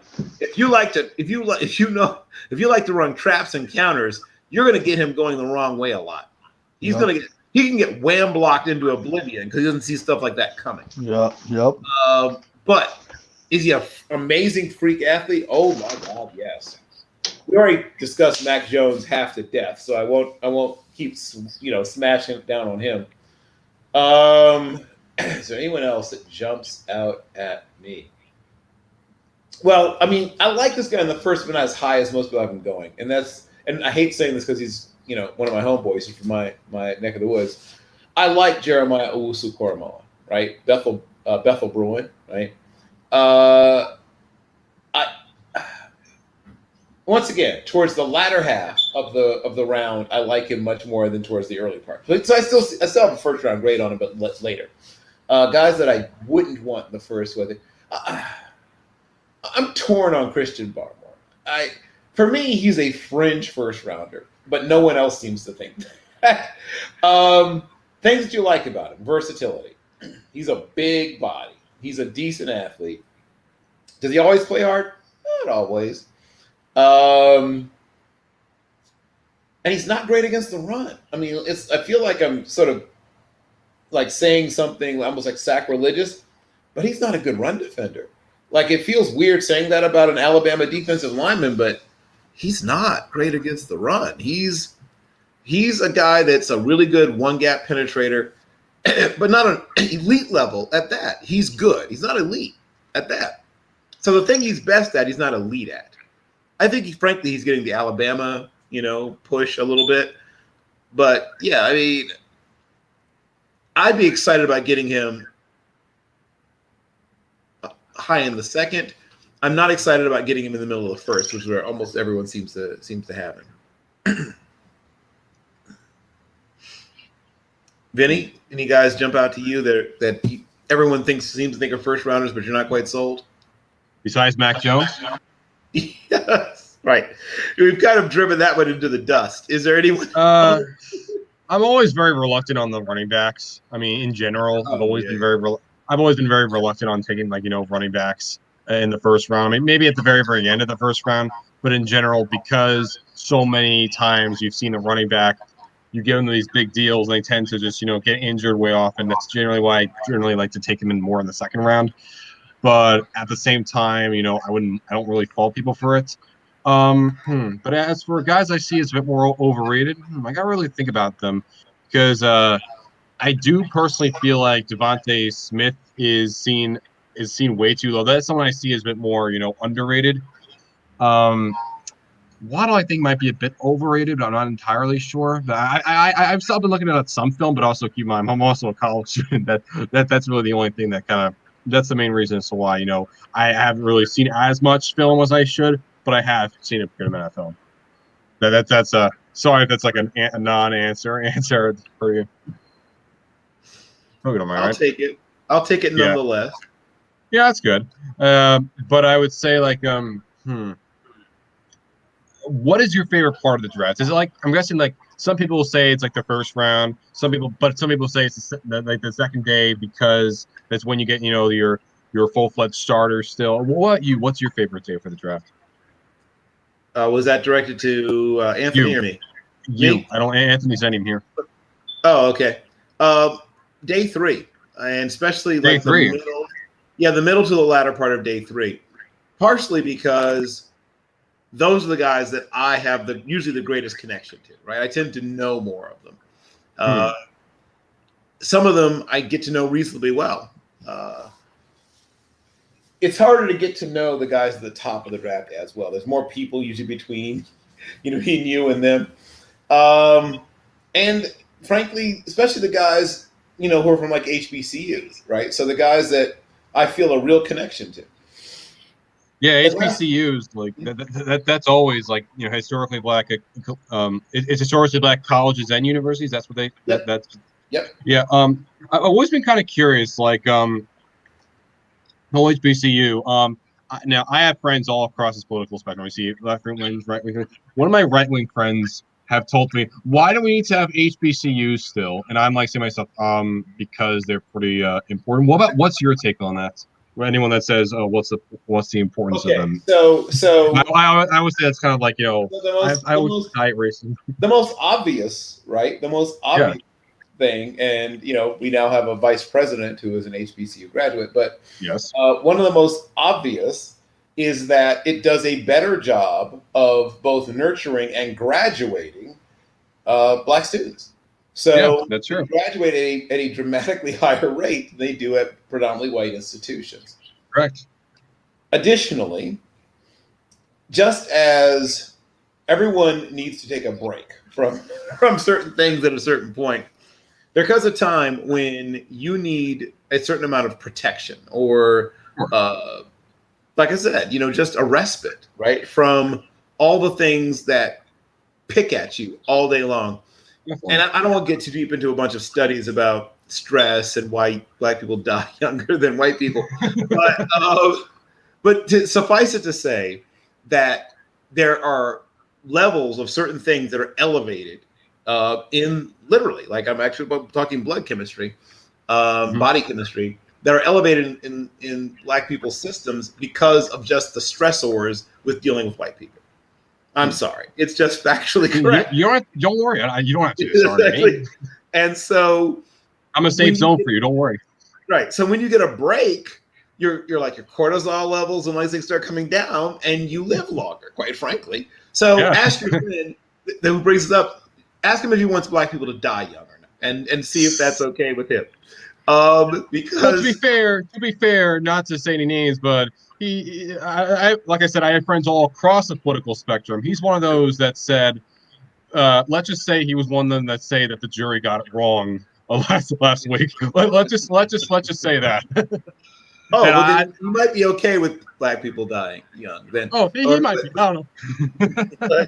but my point is that it's like saying we don't need women's organizations anymore. It's like we need to, right? When you are climbing uphill all the time, it's nice to have a place where you can walk on level ground, right? Absolutely. Give your legs a break, right? Give your lungs a break. Give your heart a break. So it's a place where you get to walk the level ground that white people get to walk all the time. Yeah, of course. I mean, I would say for me personally, I don't know if I told you this, but I actually grew up in a town that is 98% white, so I haven't really dealt with this. In fact, the very first time I ever had a Black classmate was back when in the 10th grade, but I transferred to a private school, and they had people all across Long Island, and that itself was always very, very big for me. But outside of that, that's really just my take on it. I mean, I think, HBCUs have always been a very, very important fixture in many African-American people's lives. I think they absolutely deserve to be given, the high platform that they've gotten. And also, again, congrats to Bill Nunn, who, of course, a big reason as why he's also there is because a lot of the stars that he got for those Steelers teams were not just anyone's, they were from the HBCUs. And also, speaking of which, I don't know if you heard, on the Saturday, day 3 of the draft, they will be having a special 2-hour presentation for all the people from 2020 and 2021 that have died. So that means like the Duke Slaters and the Bobby Dillons and of course the Bill Nunns. Yep.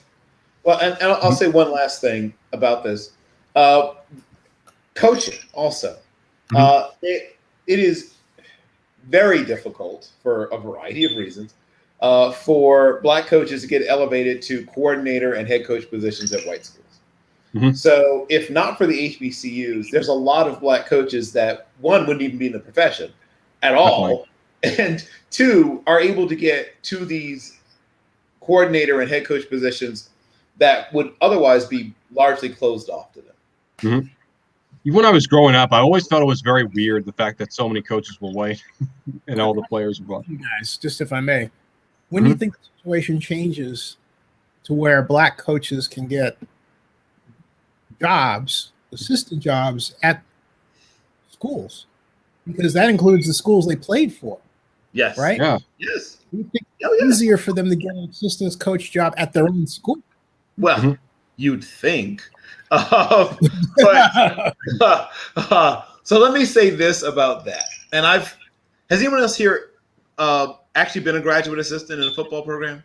Well, you're still an undergrad, so that can't no. So Zenny, I've only been equipment manager in high school. Okay. Oh, actually, I was actually a pest at UTA. I'll explain what that means. Okay. I went over like a positive term. I went over to check out the practice of the UTA Mavericks football team, which we don't have a football team anymore. And our star tight end was a guy named Gary Lewis. And this year, the year was 1981. And we had a middle linebacker named Bill McCluskey. Bill McCluskey. Yeah. I mean, that's a name from a linebacker, okay? In Sounds fact, like a linebacker name. Such a name the announcer would say. He was met by McCluskey. But anyway. Met by McCluskey. We also had a free safety whose name I didn't recall because it was but he hit the crap out of Gary Lewis over the middle, and I thought Gary had died. Oh. And I went ballistic because they were like, hey, another walk in the park, right? And here I am, this freshman, and making this noise. This is like, 1980, and freshman going to sophomore. And they paid no attention to me. And so I thought, okay, you're not going to pay attention to me. And it wasn't even thinking in my head, hey, I'm a black guy making noise or racism or anything. I didn't give a fuck. It was Zenny. That's what full on Zenny. It was like, oh, I'm letting them have it. I said, you got to do something. I'm calling the pops.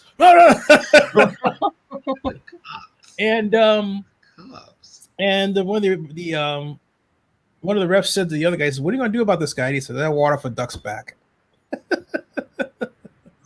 And I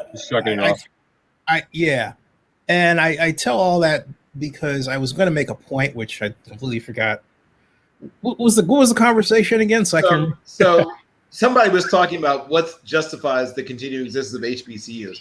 Well, there's a bunch of things, but I picked up two or three. I mentioned two or three things, and then we talked about how the coaching profession. So you brought up, how difficult it is to get into. Oh, that was it. That was the only time. They talked about hiring me after that is what happened, and I met our defensive coordinator, Coach Key. That was the closest I came to working for a college. I had a defense I had drawn, a little playbook, and he was actually quite impressed with it. It was a variation on the stunt 4-3 that George Perlis had popularized, and he just said, "Well, you're really going to need a stud tackle to make that work." And so, you're mean Joe Green.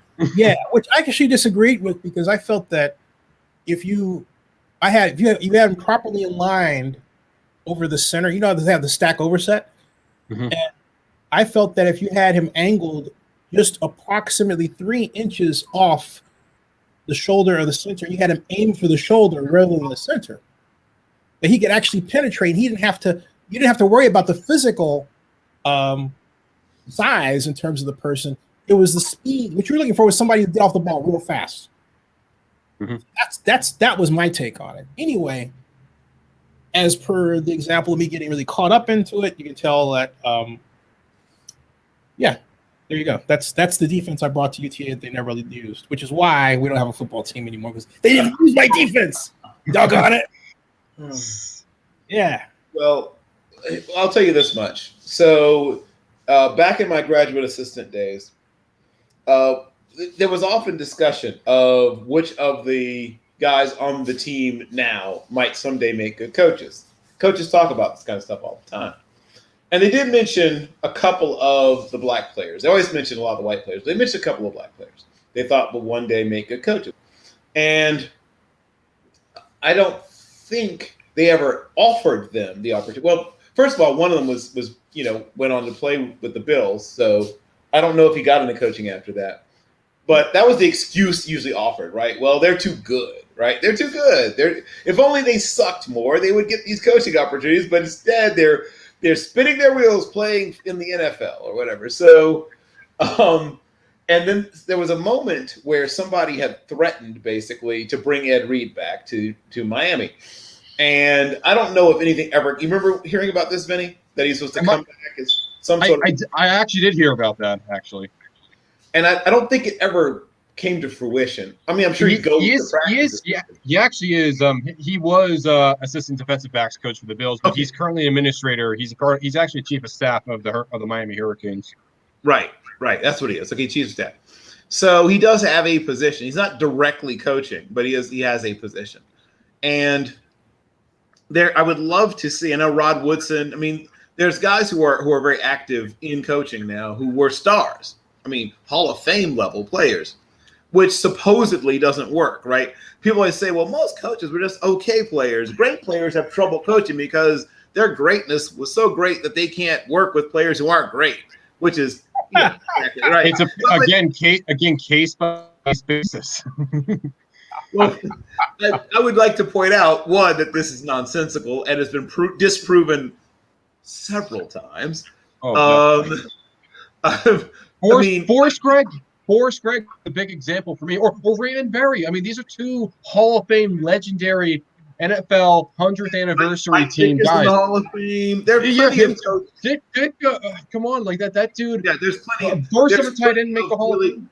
And those are just head coaches. I mean, Dick LeBeau was a great player. Ernie Stautner was a great player. There's lots of guys that were great players and great coaches. It's been proven it can happen. So the real issue isn't that these guys spent too much time playing football at a high level. I mean, think about that. Think about the rationale that someone's trying to utilize. Well, they spend too much time playing football too well. Oh, yeah, that's terrible. You don't want that. Somebody's going to try to teach them football. So the real issue is the on-ramps, right? So the traditional on-ramps to coaching are what I did, being a graduate assistant, and someone says, boy, you really worked your butt off for nothing. Let's pay you slightly above nothing and see how you do, right? And then you eventually get moved up from making slightly above nothing to making almost enough to live on, and then finally you move up to being a position coach you can live, right? So GAs make not enough to live on, and then eventually you become quality control, which is almost enough to live on. And then if you keep going through that, you make it to position coach, and now you can have a car and eat food and all kinds of things. So they tend to want to almost weed people out who need money, for lack of a better way of putting it. The lowest entry level positions, and this is not just college, NFL too. Next time you talk to somebody who's coached in the NFL, ask them what they made when they first started doing quality control. And they'll laugh and they'll roll their eyes. And they'll have some cool story about sleeping in a hotel room with 5 of their friends. It's, it's awful. And they want to make it awful. Like, it's almost a badge of honor how awful it is to get your first football job and how you suffer. But it's less awful if your parents can afford to front you the cash to do it, right? It's way less awful if your parents have money. Yeah, it's pretty awful though. It's still kind of awful, but it's way less awful. Yes, correct. And so that is part of it, though. That is part of it, to weed out people that need to make money. So the entry level positions are things that, like I said, just pay so poorly. And Bill, here's the other side of that equation to provide an assist. What does every black mother ask? How much money are you making? What are you doing? Right? So you cannot bring that into a black household. Well, especially since you've got your degree. It's not like you're just some dude off the streets. And then tell your mother, oh, well, by the way, they're really concerned that I want to make money. I mean, that is a one-way ticket to hell. Straight up one-way ticket to hell. Yeah. And it's so, but having said that, shouldn't there be some kind of NFL-based assistance program for colleges that want to have or build a track for African players to become coaches? I personally think so. I mean, The Rooney Rule, I'm happy that they helped it out, and the Jets, of course, got a compensatory pick for it. But at the same time, it's not enough. It's not enough. I still feel like more needs to be done for it. I mean, I still think we're on a good track, but at the same time, it's a process. It's slow. We need to continue building upon what we have. I mean, what we have is okay, but you're still not getting people hired. So and at the same time, you can't. If they really wanted to do this thing right, they would have a 3-level program where they would target successful high school coaches who are African American. They would target assistants on the rise who are African American at HBCUs and also at predominantly white institutions who had sort of come to people's attention, right? This person's really doing a great job. Well, let's fast track them into a position, at least position coaching job. Let's not make them take a huge pay cut, which is what happens. Let's say you're making $78,000 at, let's say, Portland State, and you are a position coach. And someone says, hey, how'd you like to do quality control in the NFL? Like, great. It's always my dream to coach in the NFL. Okay, that's great. You're going to make $22,000 a year. Wait, what? Right? So if you have 2 kids, right, you have a mortgage and 2 kids. Someone says, I want you to take a 71% pay cut. It's tough, right? I mean, I'm just saying that's what the realities are right now. I was making that kind of money. I mean, by the way, I got a text from Anthony. He said my phone died right after I posed that question. I guess he posed the question about Davis Mills of Stanford. Yep. And he says, gotta unpack my laptop for Thursday, but yeah, it's 11:20 here. I gotta get some sleep for another fun day of unboxing and work. Sorry. So there you go. Understood. Just, yeah. So someone said, what can we do? Okay. So in my total dream scenario, there would be a year's worth of well-paid work where you would get it. And the school that gave you up or offered you up, whatever, would receive. I mean, you can't receive cash, or can you receive cash compensation? Maybe you can. I don't know. We have to figure out how to do that without the NCAA losing its mind. But essentially, you would put forth your nominee, and there'd be. Let me see. Let's say there's 96 slots. So each team gets 3 slots. 1 offense, 1 defense, 1 special teams. And schools, high schools and colleges are eligible, can put forth, hey, we've got this great blah, blah, blah coach. And, they sort through all the nominees. There's You can't do money that way, by the way. Okay. And there's a, gold ribbon or whatever ribbon, blue ribbon, pick a color of ribbon, commission, and Tony Dungy by law would have to be a part of it, or whoever. But, because Tony Dungy, anytime the NFL realizes it's got a real problem, it's like, well, somebody break the emergency Tony Dungy glass and whip him out because things look bad. And Tony Dungy comes out and everybody's like, oh, we feel better about everything. So, yes, he's the emergency Tony Dungy glass. We have to be broken on this one, too.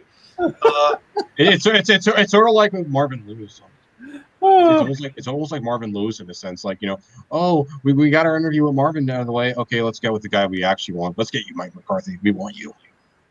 Oh, but right. Tony is really. You don't realize how much Tony is respected until you're at the combine, and you see people just flock around him. Because I had the pleasure of meeting him for the first time last year, because he and I have a mutual friend, Lionel B. of Bay Area Productions, who's a pioneer rap producer. Well, Lionel is a good friend. I got to check on Lionel because he's been battling cancer. Lionel's a good friend of Tony's. So all I had to do, in fact, this goes right along with what you were saying, but you're talking about the NFL, breaking the Tony Dungy glass. Well, all I had to do to meet Tony was I had to just break the Lionel B glass. Opened it right up. Yeah, Lionel, yeah. Well, I guess the person that was my entry. Because it was like 8 people around him. I'm thinking, how do I break into this? I thought, heck, I'll just pull my Lionel B card. But you're right. But everybody was it was like he was treated like royalty. Yep. Yeah. He is basically royalty. So that's how you get people to take this seriously, right? If Tony Dungy says this is a good idea, people are like, oh, well, then it must be a good idea. So, I mean, it's literally that simple. You get Tony Dungy to say, this is a good idea, they should definitely do this, and then they'll do it. So these people would get a year's worth of exposure, and they'd get a chance to work, and they'd be given an actual living wage. So they wouldn't be getting the classic starvation special that you usually get your first job in the NFL. And from that, you would put together essentially a registry, or a book, whatever it is. And once those people are in the system, how are you going to put it, when positions like defensive backs coach or special teams coach, or whatever just come up, you've got your binders full of black coaches. Well, I mean, it was right there. Hard not to pick the low hanging fruit, but because you always hear the whining people. Well, we have trouble finding qualified candidates, right? But we've heard it before, right? You've heard, Zenny. You can't tell me you've heard it before. I know I've heard bullshit. It's BS. It's total nonsense. And the people who say they can't find qualified candidates don't know crap about football themselves. And even then, I mean, for instance, just look at the Tampa Bay Buccaneers. That's a team that had all of its coordinators were black, and they had not one, but two female assistant coaches. And look, they won the Super Bowl. What does that tell you? What does that tell you? The fact of the matter is, it proves, without anyone saying any sexist or racist comments, that people that are black or female or just anyone can go up with the ranks and take their team to the ultimate mountaintop. It's proof. It is absolute proof. You don't need anything. It's a shame too that we need to have these people really get to the top. But even then, you still have some of these people that say, "Oh, that's not good enough." They keep moving and moving and moving the goalposts further and further and further away. I said, "It's like, come on, guys, just give them a chance. Just give them a leg. Just give them a hand. Seriously, seriously, it's ridiculous at this point." By the way, you think Trey Lance is a Patriot? I would love if Trey Lance was a Patriot, but at the same time, I'd love it even more if Justin Fields ends up being there. Well, check this. About to share this with you guys. This is just on Twitter momentarily. Here. I believe myself. I'm confident. Why the second pro day? Can you walk me through the genesis of Trey Lance Pro Day 2.0? Yeah, I just wanted to give teams an opportunity to see me again. I want teams to know, whether it's Zoom meetings or throwing on the field, I want teams to know exactly what they're getting. Just want to be as real as possible. For me, it was, like I said, I didn't obviously played one game in 2020.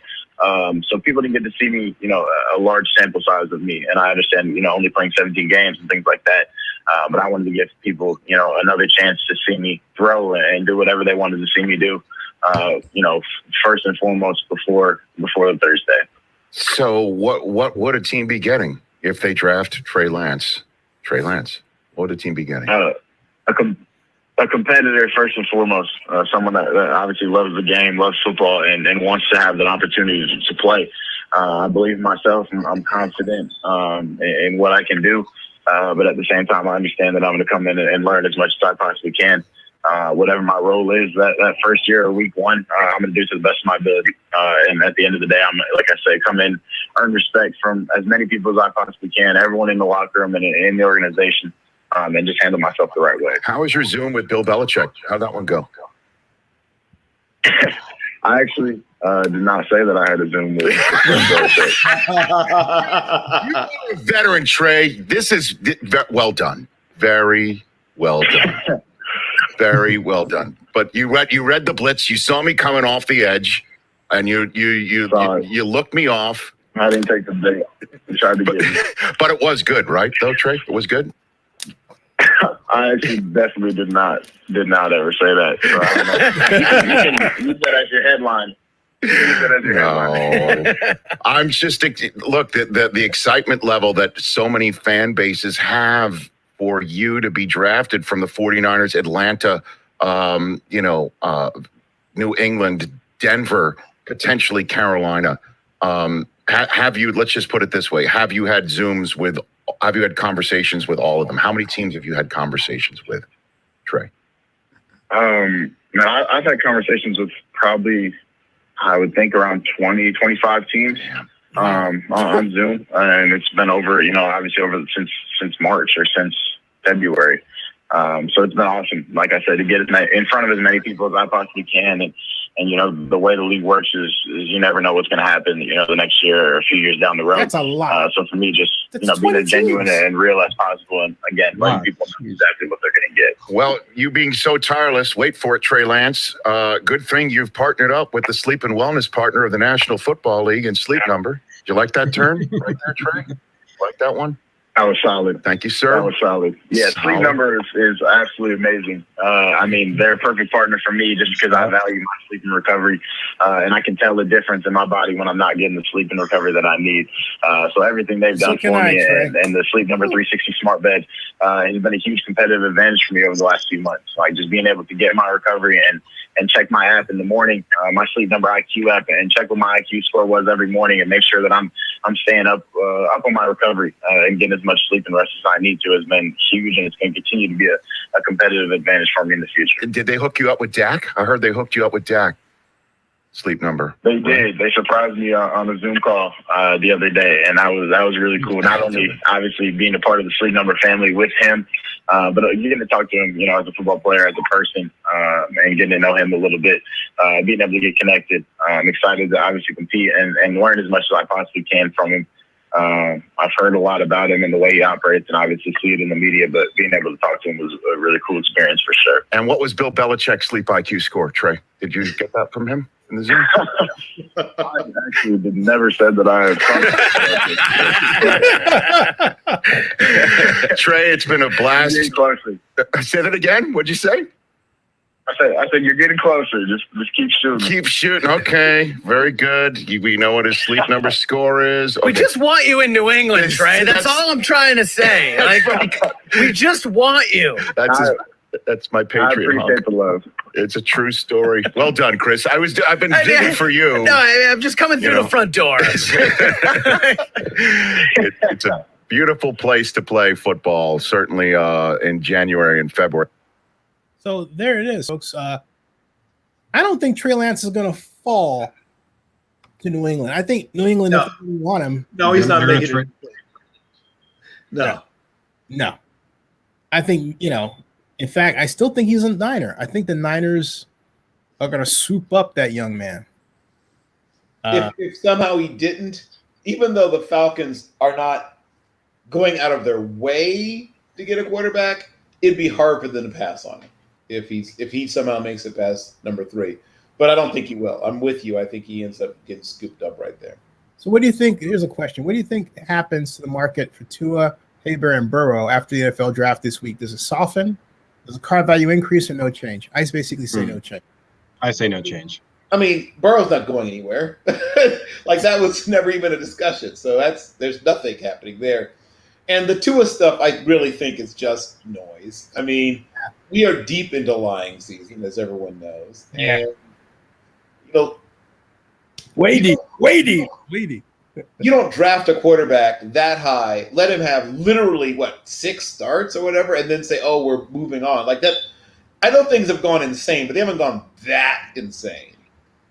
It's in the NFL says named after his grandfather who couldn't escape the Civil War. Oh, named by his mother who did twice.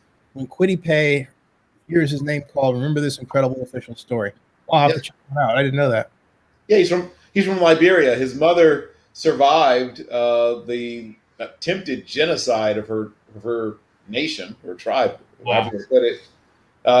Came to Rhode Island with 5 little boys, managed to work 3 jobs at certain points in her life to send them to private school. And finally, she's about to get retired by her son, Kwity, who is named for her father who was murdered during the war. Oh. And here are photographs of Cleveland for the NFL draft. There's one man there. It's Tuesday. I don't think they're going to be that many people. They said they stood out 50,000. Maybe I'm wrong. Well, maybe. I mean, they'll have a decent number. I don't remember how exactly large the area is, but you're required to have a certain amount of spacing. So right. You can also take your significant other out there, and I don't know what they're doing in the middle of the field or meadow, but whatever. Okay.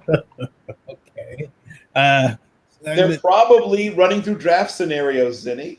Well, I'm more curious of why the person connected with the NFL bothered to take the picture to begin with. Actually, this person is not. Oh, that explains it. Adam Shea Bell has nothing to do with the NFL. It's something about NSA Glenn or with Jones, whatever. Okay. That explains all I need to know. Welcome NFL draft. Welcome Cleveland Browns. Should this draft have been just purely virtual? Considering that I just read that Burning Man is canceled for this year. Mm-hmm. Burning Man. Is it Burning Man? You know, why do this? Yeah. Why? I'm just Money. like, Yeah. money. I think Vinny just nailed it. Money. They did. It's They one made word. money last year. They Well, made this money way. last Well, they can make more money with some people actually coming to it. Now, to be fair, there was way more eyeballs on the screens, but the big reason why that was the case is because it was virtual.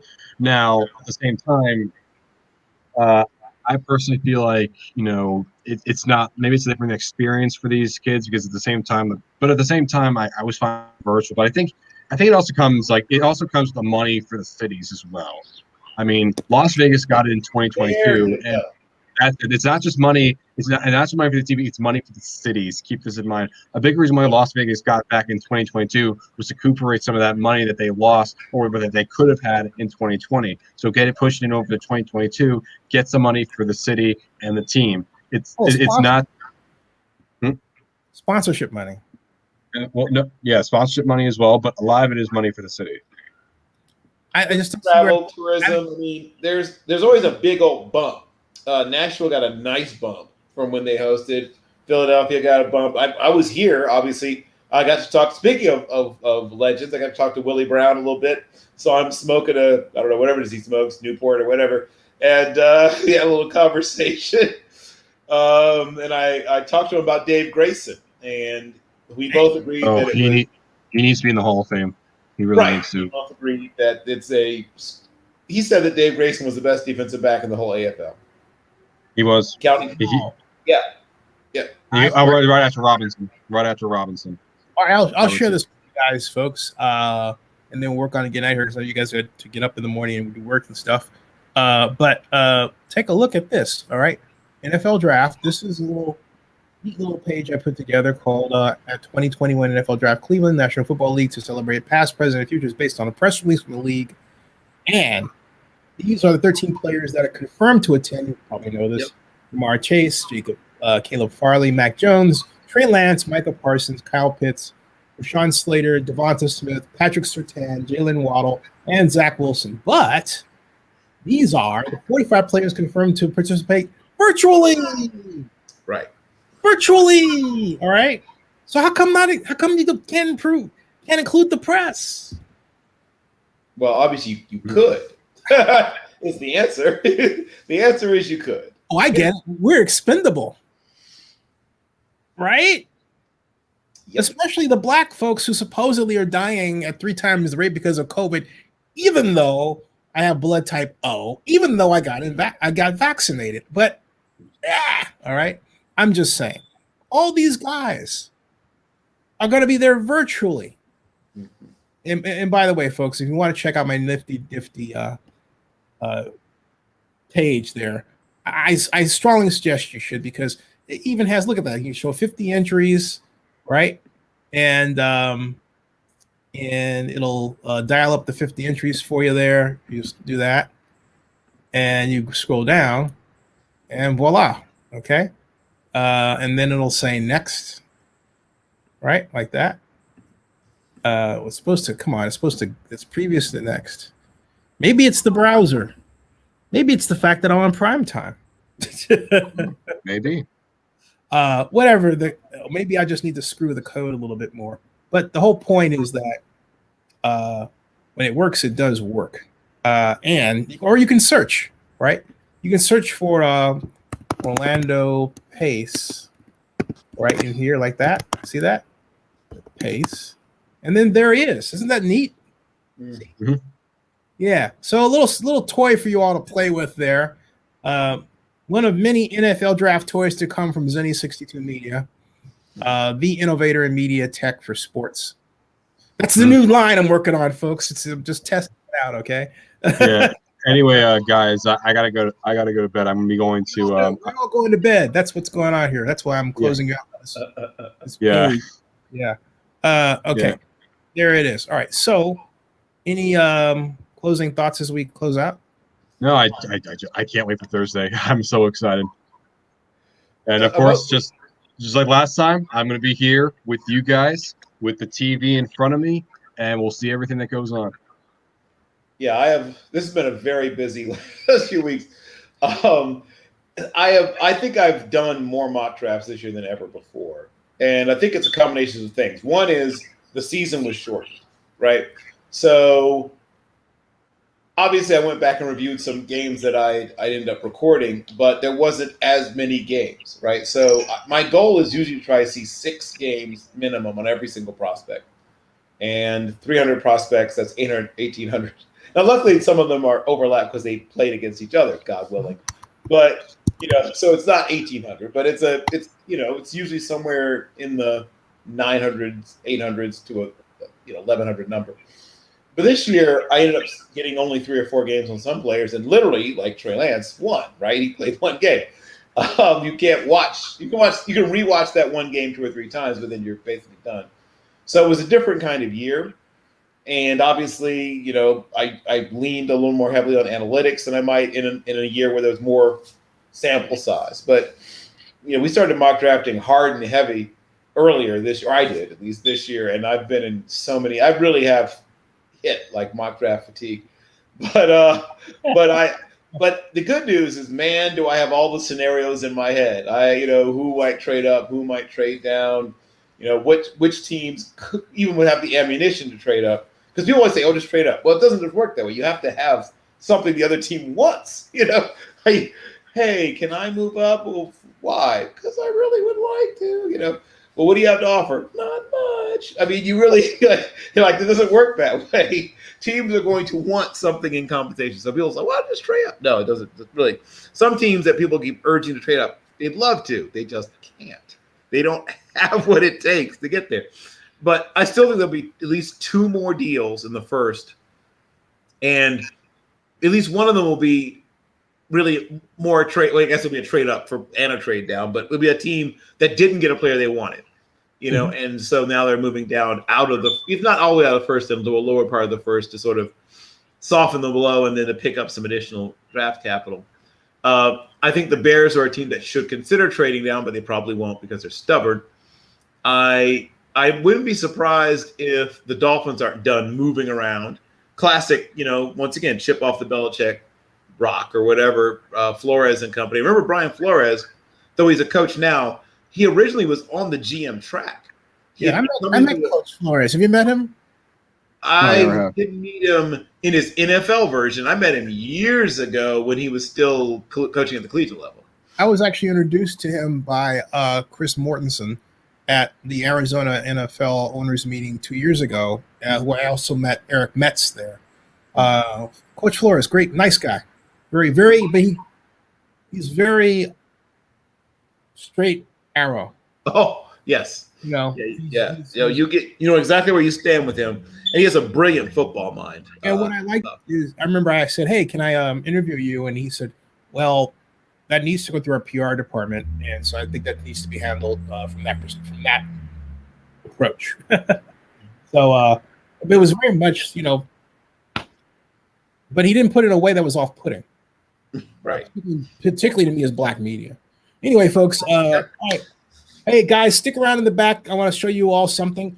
Okay, we'll see you Thursday night at 7. Although I'm going to be sprinkling in content. Quite a bit over on news now. It's gonna be a big day, so you might as well be prepared and have the content at your disposal. That's right, and subscribe to Zennie62 on YouTube. Always. Yep, always. Turn notifications on. Turn notifications on. Vinny said it best. All right, folks. Hey guys, like I said, stick around in the background. Yep. All right, I'll see you all later. That ends this broadcast.